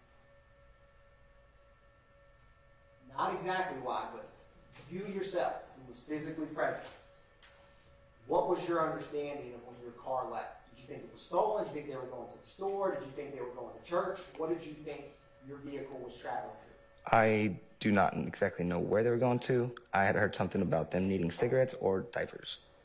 Did you expect that your car would be brought back? Well, yes. Once I knew that it was gone, I rechecked with Brian. Just kind of asked him what was on my car. He said, "Don't worry, it'll be back." So at that point, I probably kept smoking and just kept sitting around. I almost remember falling asleep for a second. It was so long, and then waking up and my car still not being there, just kind of being in and out, and yeah, finally taking off. So Brian knew where your car went as well. Objection leading. I sustain the question. You just testified that Brian told you it's cool. What did you mean by that? That everything was okay, that I didn't need to worry about anything.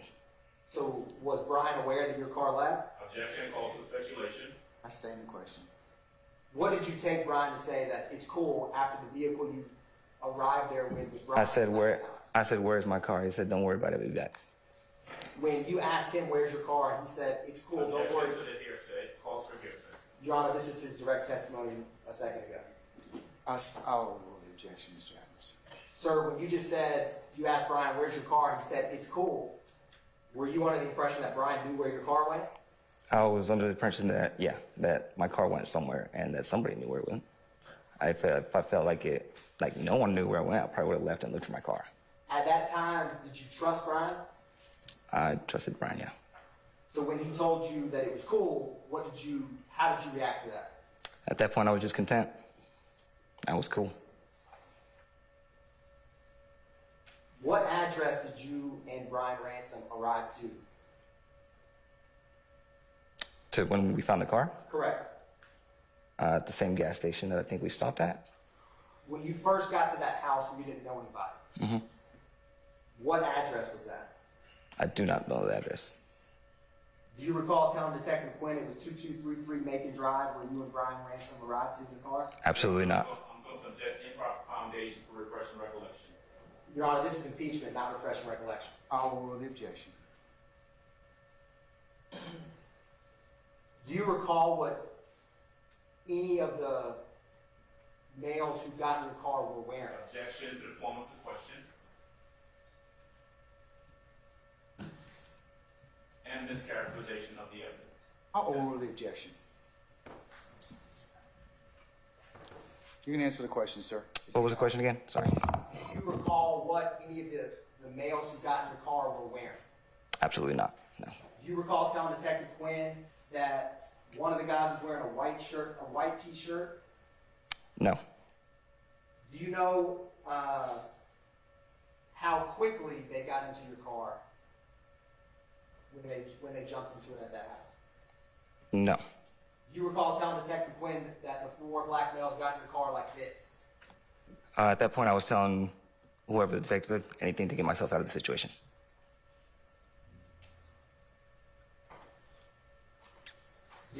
ever tell, before you talked to Detective Quinn that day, what did you and Brian ever speak together about what you would tell the police? I don't believe so. Did you ever tell the police, did you initially tell the police that your car was borrowed from that house? I think initially I said that I was at the gas station. It got stolen from the gas station. So your first statement to police was that the car was stolen? Yes. It was recorded, and then he erased it, and he re-recorded it. Re-recorded? Another statement. He said, that's lies. Tell me the truth. He said, I'm going to delete it and record again. I said, okay. You're talking about the detective? The that you spoke detective. with that day? Yes, sir. Do you recall telling Detective Quinn exactly what, do you recall telling Detective Quinn that you and Brian initially told the police that the car was stolen, but now you're going to tell the truth? I don't get the form of the question, excuse me. Do you recall telling Detective Quinn that initially you and Brian told him that the car was stolen, but now you're going to tell the truth about what really happened? Yes, I believe that's the case. We initially said it was stolen just to get everybody out of our hair, and yeah, that was not true.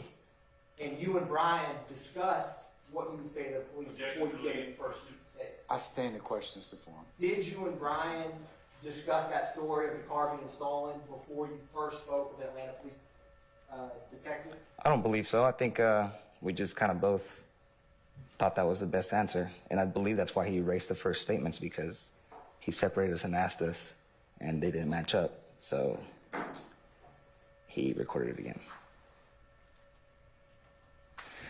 Excuse me.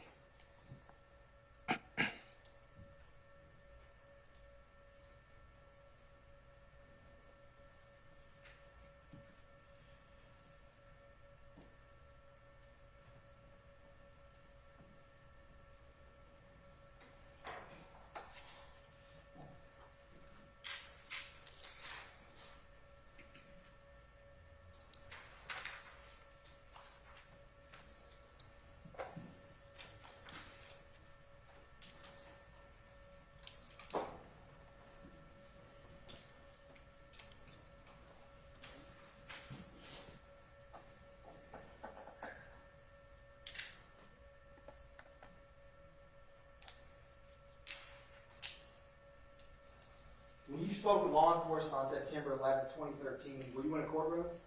No. When you spoke with law enforcement on September 11, 2013, were there television cameras I believe there were television cameras. that were directly listening to you and the detective's conversation? No, they came at me before I spoke to the detective. Were all these people that are currently in the courtroom around you when you spoke with the Atlanta Police Department detective on September 11, 2013? The question was there anybody here? Correct. No.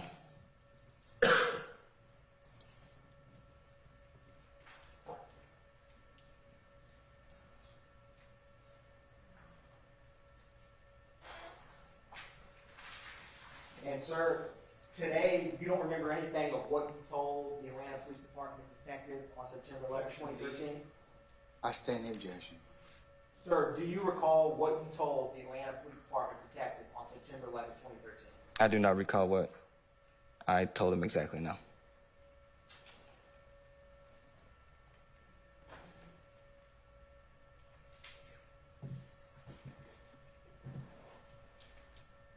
Thank you, sir. No further questions. Cross.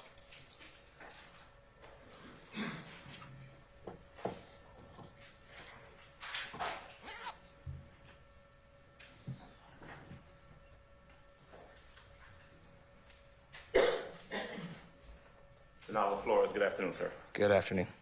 All right. It's fair to say you don't remember a whole lot about that day back in 2013, 10 plus years ago. Is that true? That's true. All right. You do remember some things, right? Vaguely. You do not know who the police officer or detective or investigator was that you spoke to. Is that right? No, I do not know. So when the prosecutor keeps asking about Detective Quinn, you don't know if it was Detective Quinn you spoke to or someone else, right? No, and never since then. I've been getting a lot of calls from different parties. Not exactly sure which side of the party it is. Okay. So I've had a few different statements over the phone and stuff like that. They're probably all different. All right. Whether or not it was Detective Quinn, you do remember speaking to someone that day, a law enforcement officer, right? Right. And fair to say, my words, but you lied through your teeth to the officer. Basically, at that point, I was saying anything I could to get myself out of the situation, and a lot of things were fabricated. But one thing that you do recall is that whoever the law enforcement officer, the detective on that day was that you spoke to, you gave him a statement, and then instead of keeping that statement, that law enforcement officer erased your statement that you gave initially, and then went ahead and recorded something else, right? That's what I was told, my understanding of it, yes. Okay. Now, chronologically, going from the beginning, you're dating Miss, at that time, her name was Cisnera. Yes. Maricela, right? You were dating her at that time, you borrowed her car on that day. Yes. At some point, got to make sure you speak up loud enough so the court Yes. reporter can hear you. Got you. At some point, you end up in the car with Brian Ransom. That's your friend. Right. His nickname is Skateboard, something like that, right? I don't know him by that, actually. Okay. Brian Ransom is his name. Right. Okay. Y'all end up together. Y'all are, I think you said you were headed towards the mall, right? Right. Ultimately, y'all are going to go try and buy some weed or try and buy some drugs. True? At the very initial, it wasn't that case, but after we left the mall, yes. Okay. Brian knows where to go get some weed or to go get some drugs, right? Right. You were already high. Yes, I was at that point in my life, I wasn't doing very well. I was waking up faded, going to sleep faded. Okay. All right. Fair. And so you all end up in some part of Atlanta, you don't know where. Right. Okay. You all go to a gas station. True? True.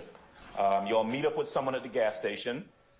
I'm not exactly sure if we met up with anybody at the gas station after the mall. I think we just stayed there and stalled. Maybe my understanding was that we didn't know where we were going. Okay. Could have possibly been that we were going one place and he switched it up on me. Okay. At that point. It could have been a number of things of why we were there. I didn't ask questions. Like I said, I was sitting there nodding out on the car. Okay. Okay. Ready for him. Go from the gas station, you end up at a house, all right? Right. No one forced you to the house, right? No one came and kidnapped you from the gas station and said, hey, come on over to the house, right? No. Y'all end up at the house because y'all are there looking to buy some drugs. True? Right.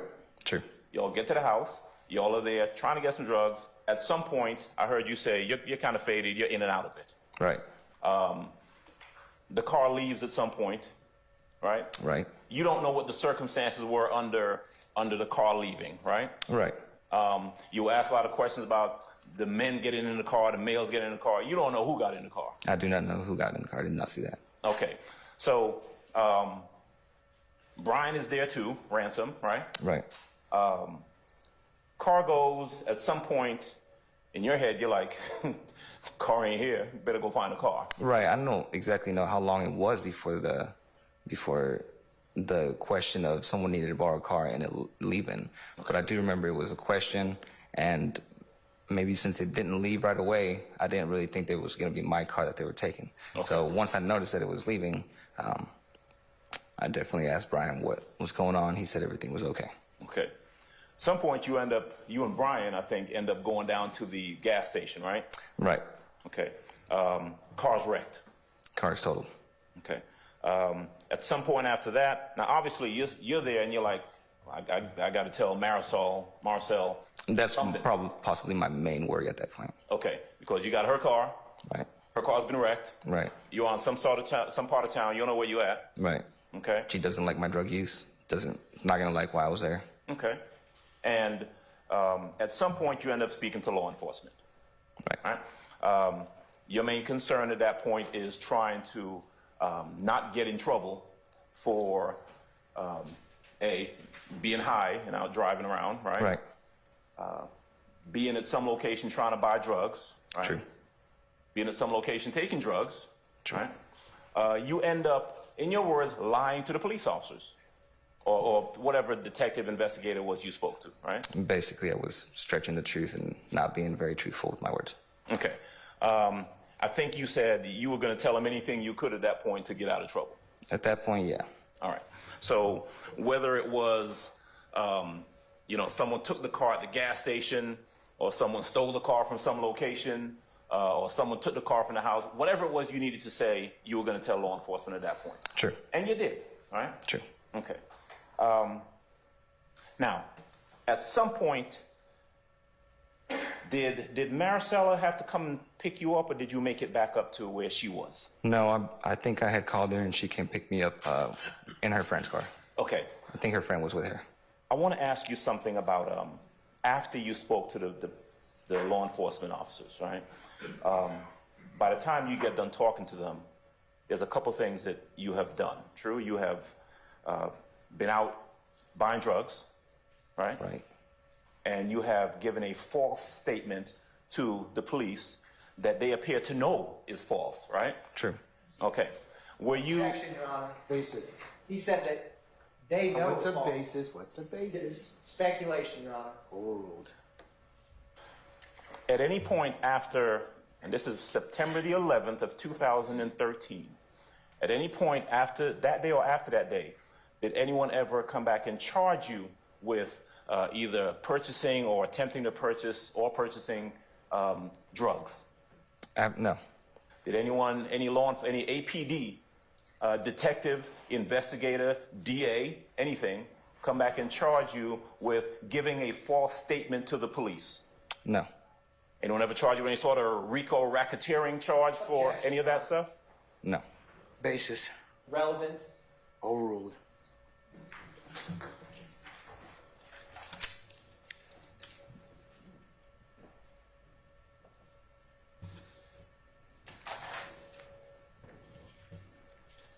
Sounds like you were in a bad place back then. Yes, sir. Things better? A lot, sir. Thankfully. Until this came up again. All right. Listen, I appreciate it. That's all I got. Thank you, Judge. Any other examination? Oh, hold on, Mr. Atkins. Yes, Your Honor. All right. You, Mr. Brown, are very eager today. All right, come on. All right, Mr. Sharp.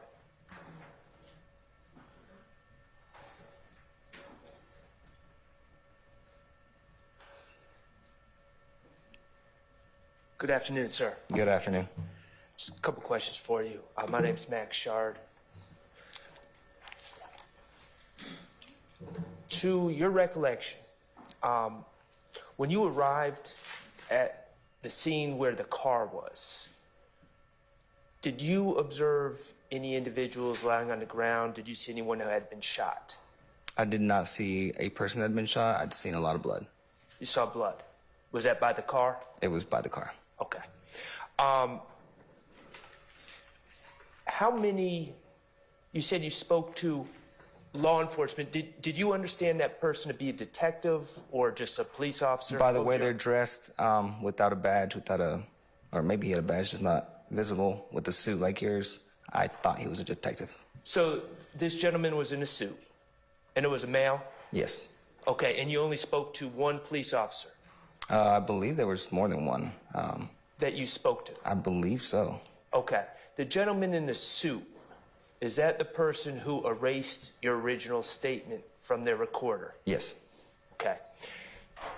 And I know that you said that you don't recall that gentleman's name. Right. Okay. Do you recall what that gentleman looked like? No. Do you recall the race of that gentleman? I believe he was black. Okay. You said he was African American? Yes. Okay. Was there anything else you recall about the way that gentleman looked? The gentleman that erased your original statement? Do not recollect how he looked. Was there any other law enforcement, to your recollection, that recorded any statements? On that day? Yes. No. So it was just one? I believe so. Unless the camera that was there before asking questions, that was part of the news, but it was briefly 2 seconds before the detective got to me and crossed me over the yellow line. And it was the same gentleman that took your statement Right. that erased your original statement? Right. Okay. Thank you. I have nothing further. Anybody else? Mr. Matthews? Good afternoon, sir. Good afternoon. Just one or two questions. You remember when the prosecutors asked you moments ago whether anyone in this courtroom was present when you talked to law enforcement back on that day? Right. You remember saying no, correct? Right. And has anyone in this courtroom pressured you or coerced you to get up here and testify as you have this afternoon? No. Okay, thank you. No further question. Anyone else? All right, redirect. Thank you, Your Honor. Sir, on cross-examination, you were asked that you don't know the circumstances of the car leave. Do you remember that? The circumstances of how I left, right. And on cross, you were asked again, you don't know who got in the car. Right. Remember that? And on cross, you were also asked, you don't know anything about this situation, right? The situation, which situation? You were asked that. Objection, Your Honor. These are all asked and answered. I'm going to sustain the objection on other grounds, so it's all leading. So he's your witness on redirect. Yes, Your Honor. When you spoke with, what exact location were you at when you spoke with Detective Quinn? I was beside the car. Is that the intersection of Macon Drive and Cleveland, if you know? I do not know. Is your birthday February 10th, 1990? No. What's your birthday? February 2nd, 1990. Did you tell Detective Quinn your birthday was February 10th, 1990? Absolutely not. You didn't lie about your birthday? No, that I did not lie about. And when he started recording, on the recording, Detective Quinn told you he just walked up, right? No, I waved him down because he was walking around the car. There was a yellow tape all the way around it, maybe 30 feet away from it, 40 feet away from it. The whole parking lot of whatever establishment was there that it wrecked into had yellow tape all over it. I stood at the yellow tape, kind of yelled at him a couple times. He turned around, didn't pay attention, yelled at him again. Said, "That's my car." He came up and asked me the questions. And what was the main reason that you walked up again? Because we were trying to leave the situation and possibly find my car. I was tired of being there, not getting any weed, and my girlfriend had to be picked up soon. So I was hoping that we could do something. Sometimes maybe get to the gas station and ask for a ride from someone just to get back home or something. And did you ever see a wrecker or a tow truck when you were talking to Detective Quinn? No. Did you ever hear the sound of a wrecker or a tow truck when you were talking with Detective Quinn? No. Of an actual tow truck? Something getting the wrecked Nissan up off the ground. No, it was still definitely up against the building. So your testimony today is when you were talking with Detective Quinn, there was no tow truck or wrecker moving that Nissan. No. Do you remember if the detective asked you who you gave the car to? I do not recall what he was asking. Did he ask you that? I don't recall that. And after he asked you that, do you recall what your answer was? I don't recall answering that question. You told him you didn't give the car to anyone except Brian, your friend? I could have made that up as far as giving Brian the car. I didn't let anybody borrow the car. I'm not asking you if what you said you made up or didn't make up. I'm just asking you what you told Detective Quinn on September 11th. I do not recollect what I told him. And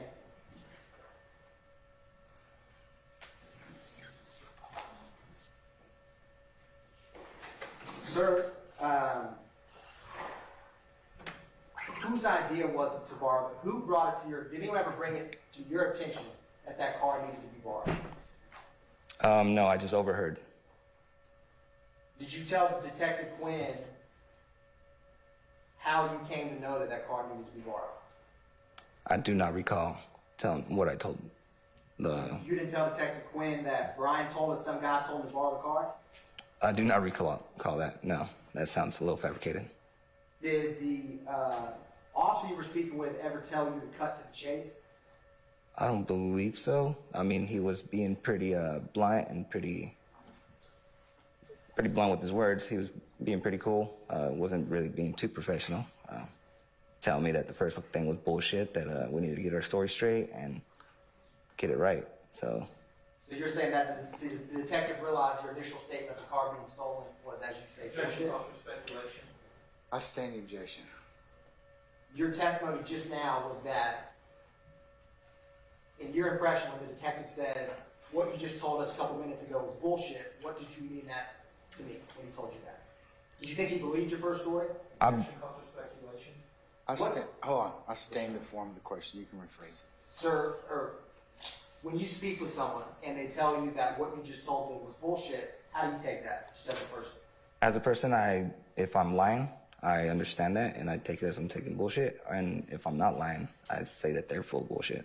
And if someone tells you that, or if you tell someone that, does that mean that what they just told you don't believe or you do believe? Possibly that I don't believe them. Now, did you ever get lost when you and Brian arose to this house? I felt like I was lost the whole time. Did you know any of the street names? No.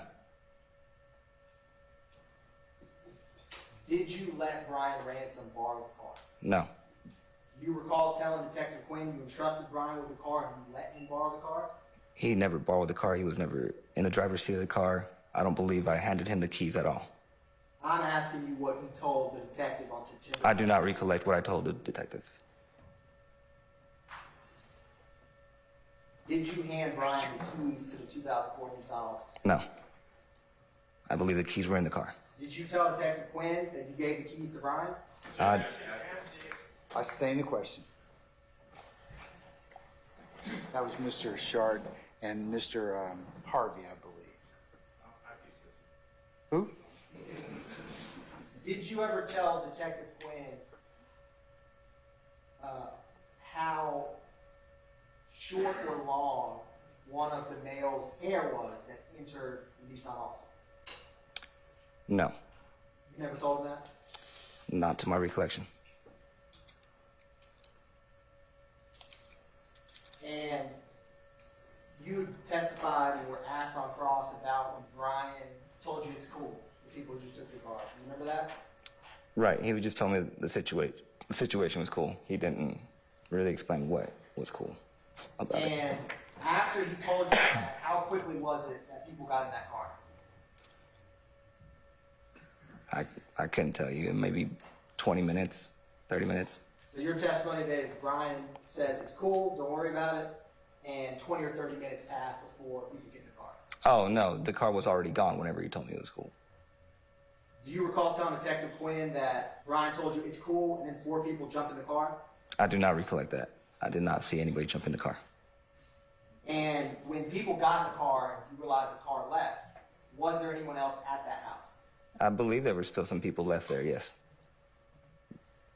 Yes, because we stayed there and we still smoked and got even higher.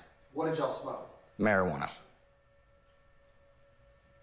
And did you ever tell Detective Quinn if you felt like Brian knew the person he just let borrow the car? Excuse me, one more time? Did you ever tell Detective Quinn that you felt like Brian Ransom knew the people who borrowed your girlfriend's car? The whole time I believed that Brian knew them, yes. And specifically the people who got in the car? I believed he knew everybody. So, not specifically, but I felt like everybody, he knew them. So obviously, yes, I believe that. And was your car being used, was it being used as a favor? I don't know if he actually was doing that favor for them or what. Didn't you tell Detective Quinn, obviously this dude knows this cat, do him a favor? Well, that's what I would assume, yes. So that's what you told Detective Quinn? I don't know if that's what I told Detective Quinn.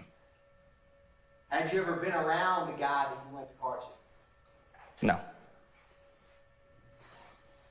And was the gas station that you first went to, was it nearby or far away from the house? Pretty far away, I believe. I think it was 10, 15 minutes. You didn't tell Detective Quinn that the gas station was somewhere near? Near enough to walk to it. So was it far away or near? Depends what you consider far on walking. Maybe like 20 minutes. And did you ever tell Detective Quinn that you never even went to a gas station? No. You never told Detective Quinn that? Not to my recollection. Like I said, at that point, I was telling him a lot of lies. And when you first walked in the house, was Brian talking to anyone? I believe he was the only one talking. Did you see any guns in the house? No. Did you see any guns on anyone? No.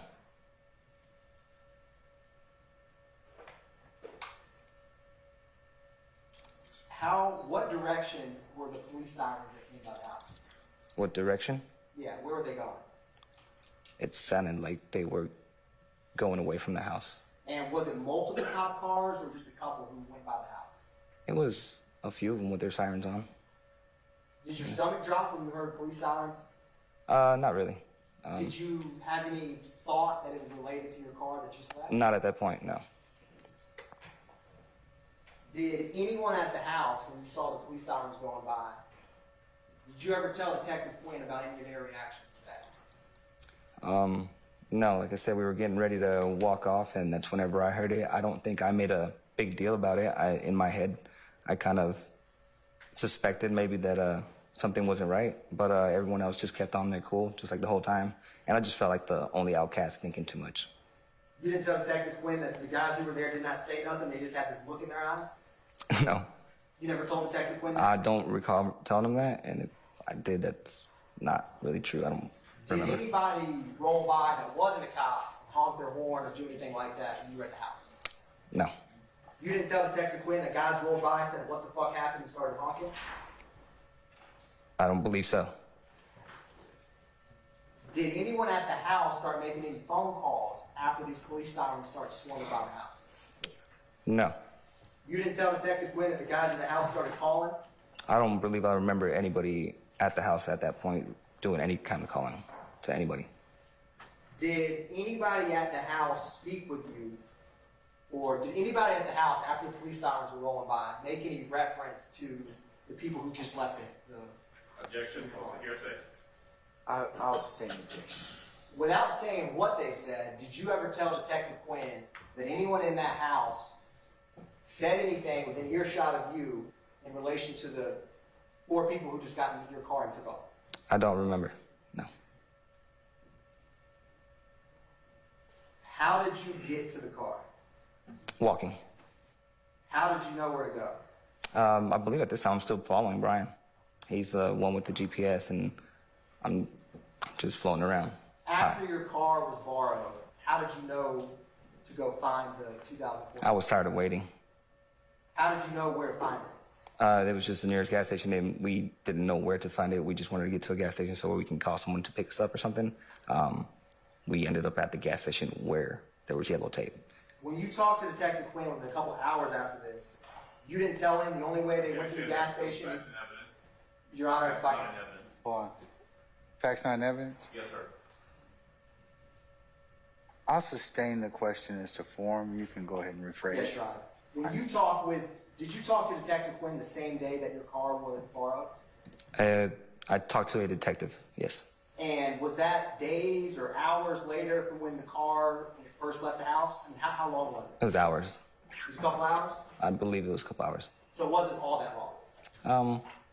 No, but my recollection of time is pretty phased out. So is it fair to say that you talked to Detective Quinn with what you just testified to a couple hours after the car was taken? Is that fair? Yes, I could be wrong. It could have been 4 or 5 hours. In general, a couple hours, is it fair to characterize? A few hours, yes. Okay. So a few hours after your car was taken and borrowed, do you recall telling Detective Quinn that you were walking, the only way you could find it was to follow the cop lights? Did you tell Detective Quinn that? No, that was just, I don't recollect telling him that, no. Did you ever tell Detective Quinn about if you wanted Brian to get into trouble? No. You didn't tell Detective Quinn that you didn't want your buddy to get in trouble? At that point, I didn't want me or him getting in trouble because we were there purchasing weed, and I thought that's what the main problem was. Did you tell Detective Quinn that? I don't believe I told him that. I don't recollect what I told him.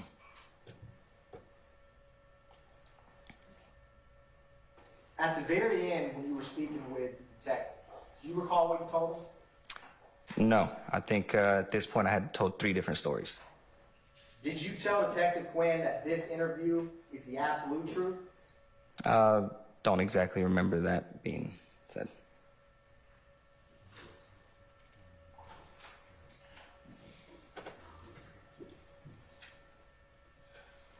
Have you been following this case since you were subpoenaed to testify?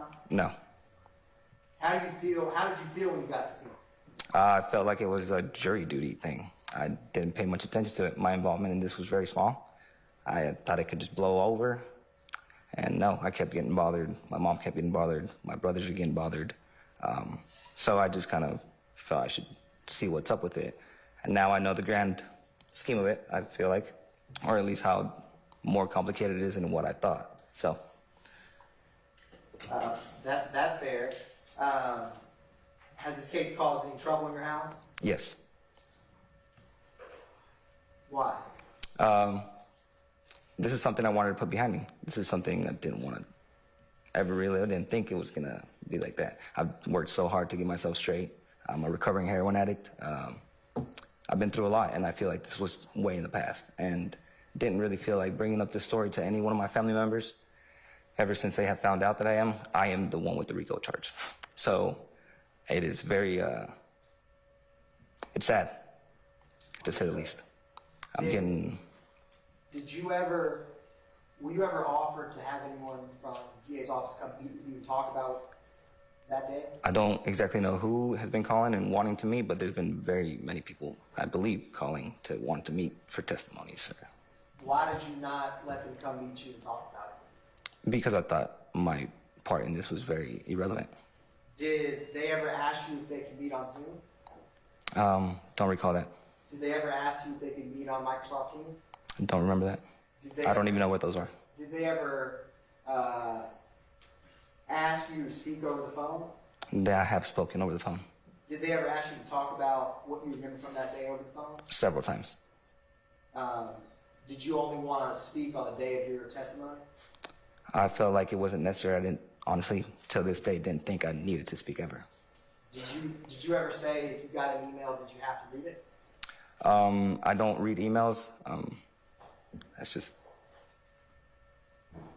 Did you ever get the marijuana that you went to that house to buy? No.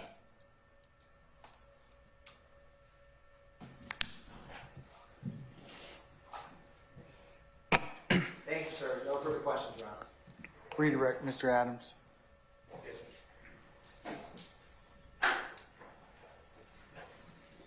Or recross, I should say. I apologize. Sir, let me ask you just a couple questions. When you were talking to the law enforcement officers or the detectives, right, on that day, isn't it true that they told you, or they were telling you things that they thought they knew? Does that sound about right? Don't exactly recall them knowing what was going on. They did explain to me afterwards. I asked what happened in my car, and they briefly explained what happened. So they told you, they gave you information. Basically, yes. In addition to asking you questions, they're telling you stuff as well, right? Right. All right. You were subpoenaed to come here today, weren't you? Right. Okay. What time did you get here? I got here at around 11. 11 o'clock. All right. You were subpoenaed, as you understand it, by the district attorney's office, right? Right.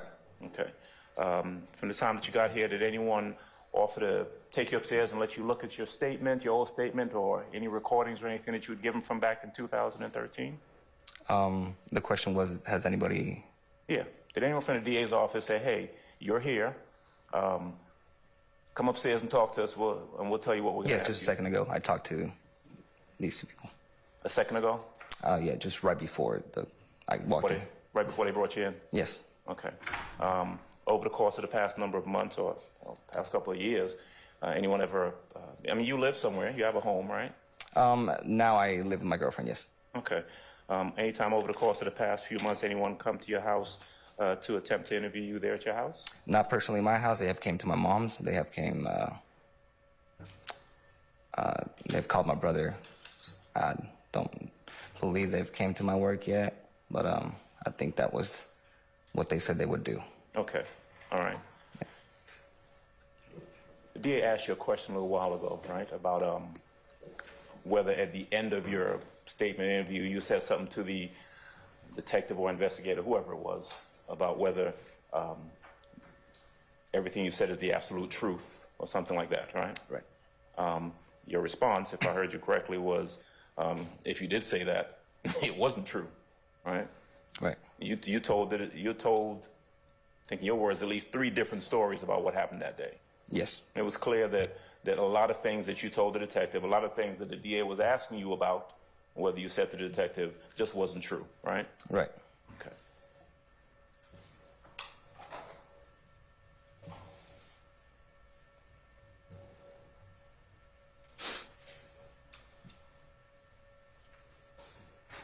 You don't have any idea what happened with the car once it left your presence until you saw it again. You don't know what happened, right? I have no idea. You're not able to tell this jury from any personal knowledge that, hey, this person got in the car, or that person got in the car, or the car went here, or what happened. You don't know anything about that? No, it was just all what I was being told. Yeah. You had the car, and then at some point later on, you saw the car was wrecked. All right? Right. That's all I got. Thank you, sir. Mr. Shard, anything? No, Your Honor. Thank All right, Mr. Matthews? you. No, Your Honor. Thank you. All right. Anything further? Mr. Atkins? No, Your Honor, and this witness can be permanently excused. All right.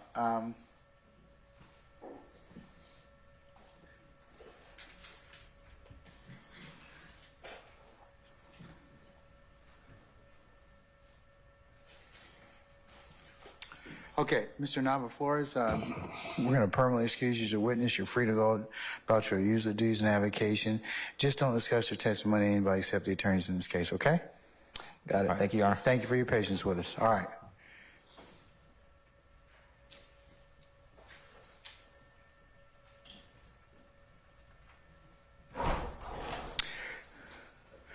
All right. Ladies and gentlemen, given the hour and given what counsel have indicated to me, this might be a natural stopping point for us for the day. So let me go ahead and just kind of do recap where we are. So tomorrow, what time are you supposed to be here? 12:30. Okay, and we're going to work a little bit in the afternoon, and then the next time we'll be here will be Monday morning.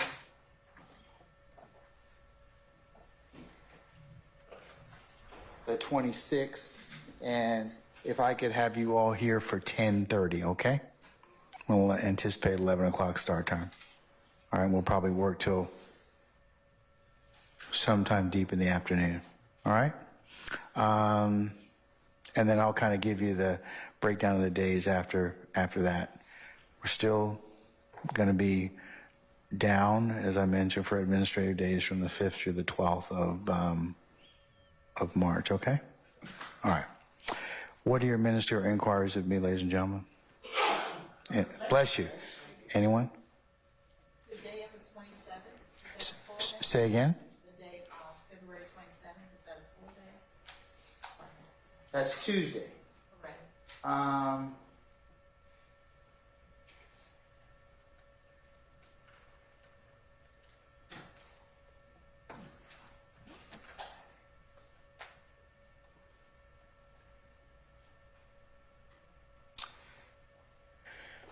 That may be a partial day, okay? And I'm thinking about we work during the morning because the court has some unrelated business related to my duties as a chief that I may have to take up in the afternoon. So looking at my calendar, that would be a reasonable hypothesis. We go a couple 3 hours in the morning, okay? On 27th. Anybody else have any other questions? Anyone? Okay, let's review again. Leave your notepads in the basket, take a sticker. Please do not discuss anything that we have talked about or you've heard in open court because, of course, you have not been given the instructions by the court, so it would be error for you to, or for it be a violation of this court's admonition for you to go ahead and do that. Do not discuss the matter as you're going to wherever it is and how you're traveling to and from the courthouse. Don't talk to it about the case with your relatives, friends, and well-wishers.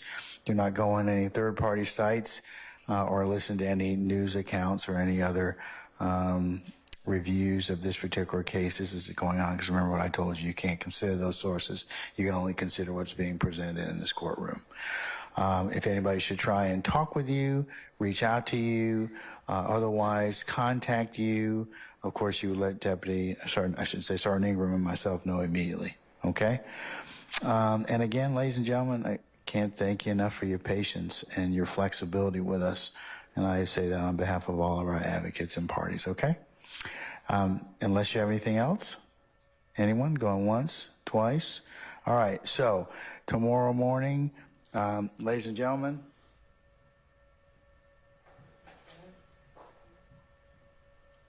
$12:30, right? Yes. Okay, all right. For anticipated 1 o'clock start time. All right, enjoy your evening, ladies and gentlemen, and we'll see you tomorrow, okay? All rise.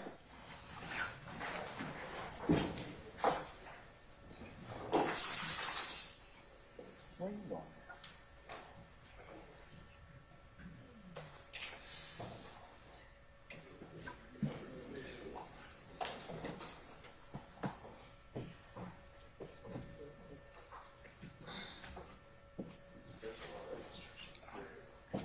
All right, get some jingle around. All right, ladies and gentlemen, please be seated. Our jury has left us. All right, anything I need to be made aware of or take up before I recess you all for the afternoon? Yes, Mr. Adams. No.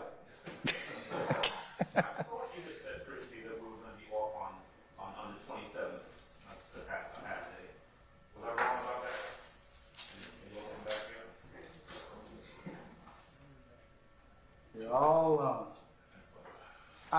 No, I don't believe I've gone that far as that yet, at least that day in terms of telling you what I was going to do, but it would probably be sufficient that we will probably start around, take a couple hours of testimony. I would say probably between 9 and around 11:30, and then we probably recess for the rest of the day. So I can take up some other things or motions depending upon that time, okay? All right, thank you. All right, anybody else? Your Honor, as it relates to the open records requests, we are working on those. I wanted to give the court an update that, Thank you. yes, and I wanted to make sure that the court was aware that we are working on those right now as we speak and have been since we left the court yesterday. So we will give the court and the parties the most current update we have after we are able to confer with our team after we leave the court's presence in a few moments. Wouldn't it?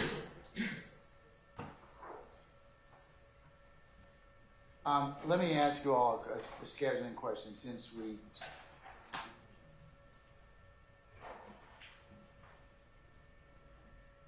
the 27th, we're going to be here a couple hours. Do you have motions that or other matters we can take up? Yes, sir. All right. Why don't we? Well, go ahead, sir. What do we have that we can take up for a couple hours on that morning? Because then I can recess or I can give our jurors that particular period off.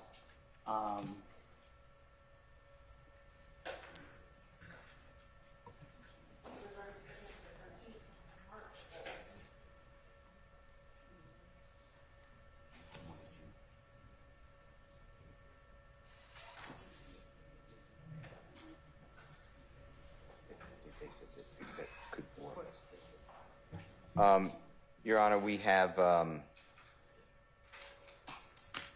yes, we have motion limine number 38. It's just argument. 39. Hang tight.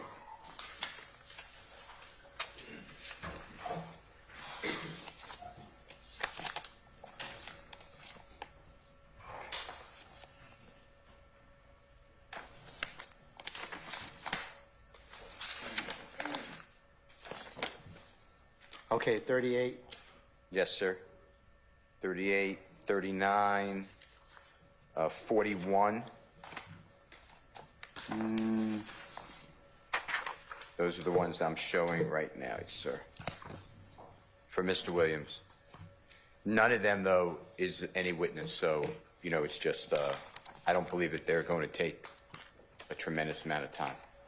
Maybe an hour total, but I'm, you know, just estimating, and you've told me, and other people have told me I do not do time work very well. Now, none of you all estimate time very well. Whatever lawyers tell me, I double at a minimum. Mr. Brown told me 20 minutes for a certain witness, and we took 2 hours. So, you know, my confidence is low on attorney estimation time. All right. However I say that. Okay.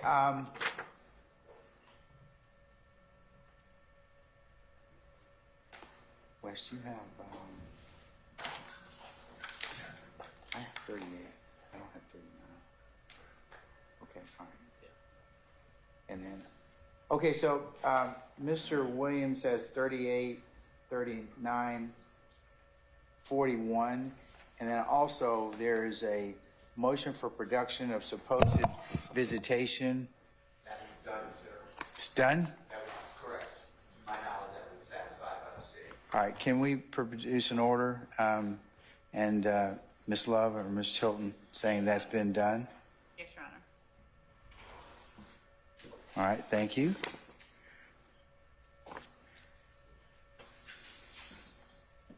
What about the motion to exclude or redact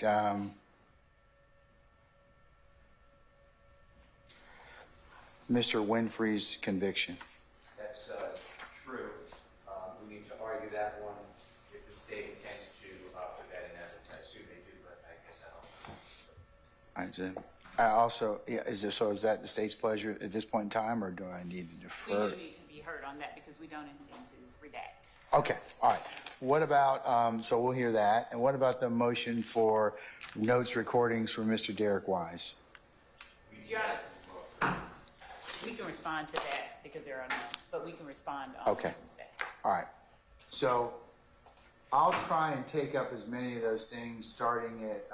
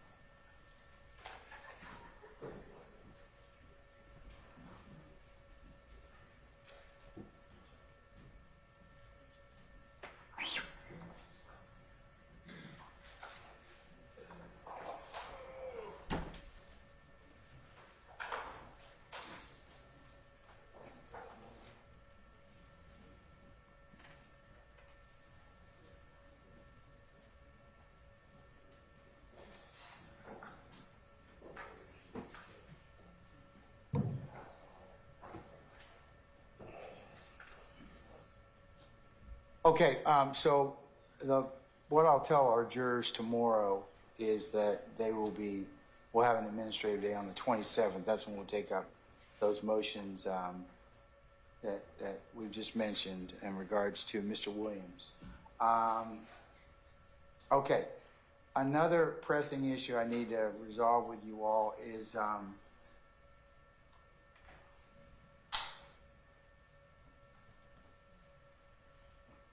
our juror issued juror, I believe, 204.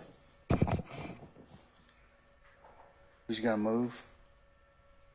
Because her lease starts on the 24th of February.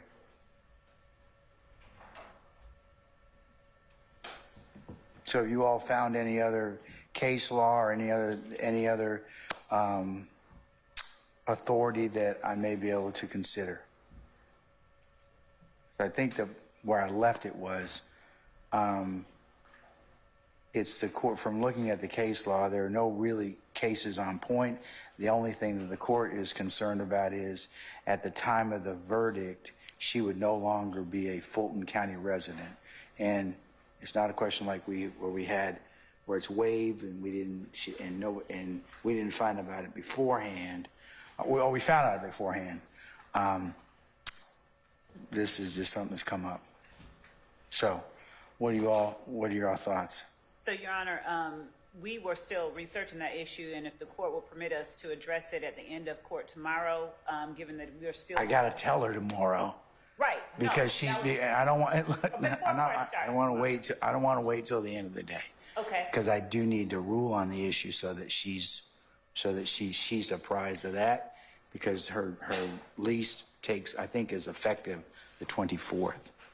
Or at either the end of today or at the very earliest tomorrow before we begin court, if the court will allow us at that moment. I can have a one-word answer, for the court. But I just want to make certain with respect to the case law that we are clear on it, because I am where the court is now regarding not having a case on point, and I just wanted to be as thorough as we could. Because I am concerned as well, and if it is as we suspect it is, we will have no objection. But I just wanted the opportunity to make certain of that. Y'all have had a few days already. It's not the first time I've brought this up. So, that's why I'm asking about it today, because I gave everybody the opportunity to take a look at it. So, you can have till tomorrow morning, but I want to take it up first thing. So, at 1 o'clock. Okay. Mr. Steele, anybody else, you find anything?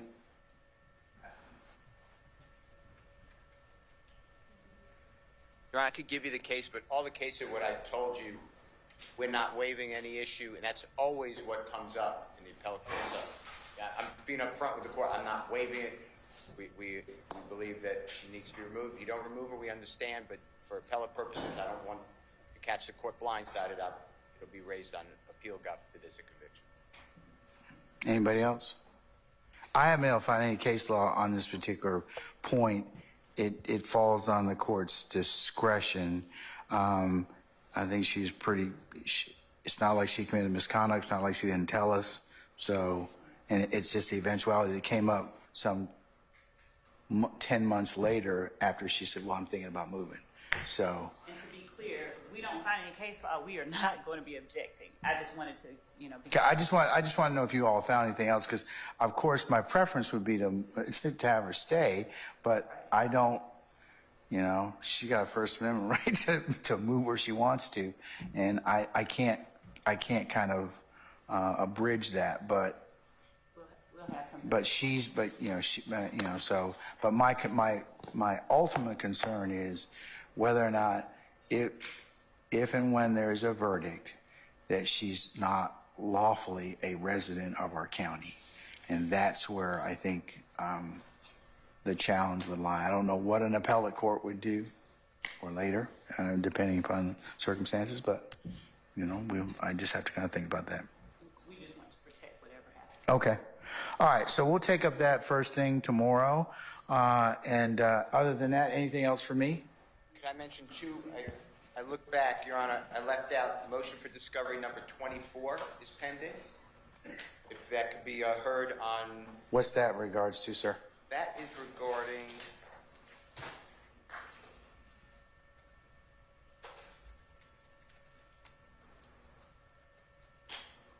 that's January 10th, is the 2015 is the tragic killing of Mrs. Donovan Thomas.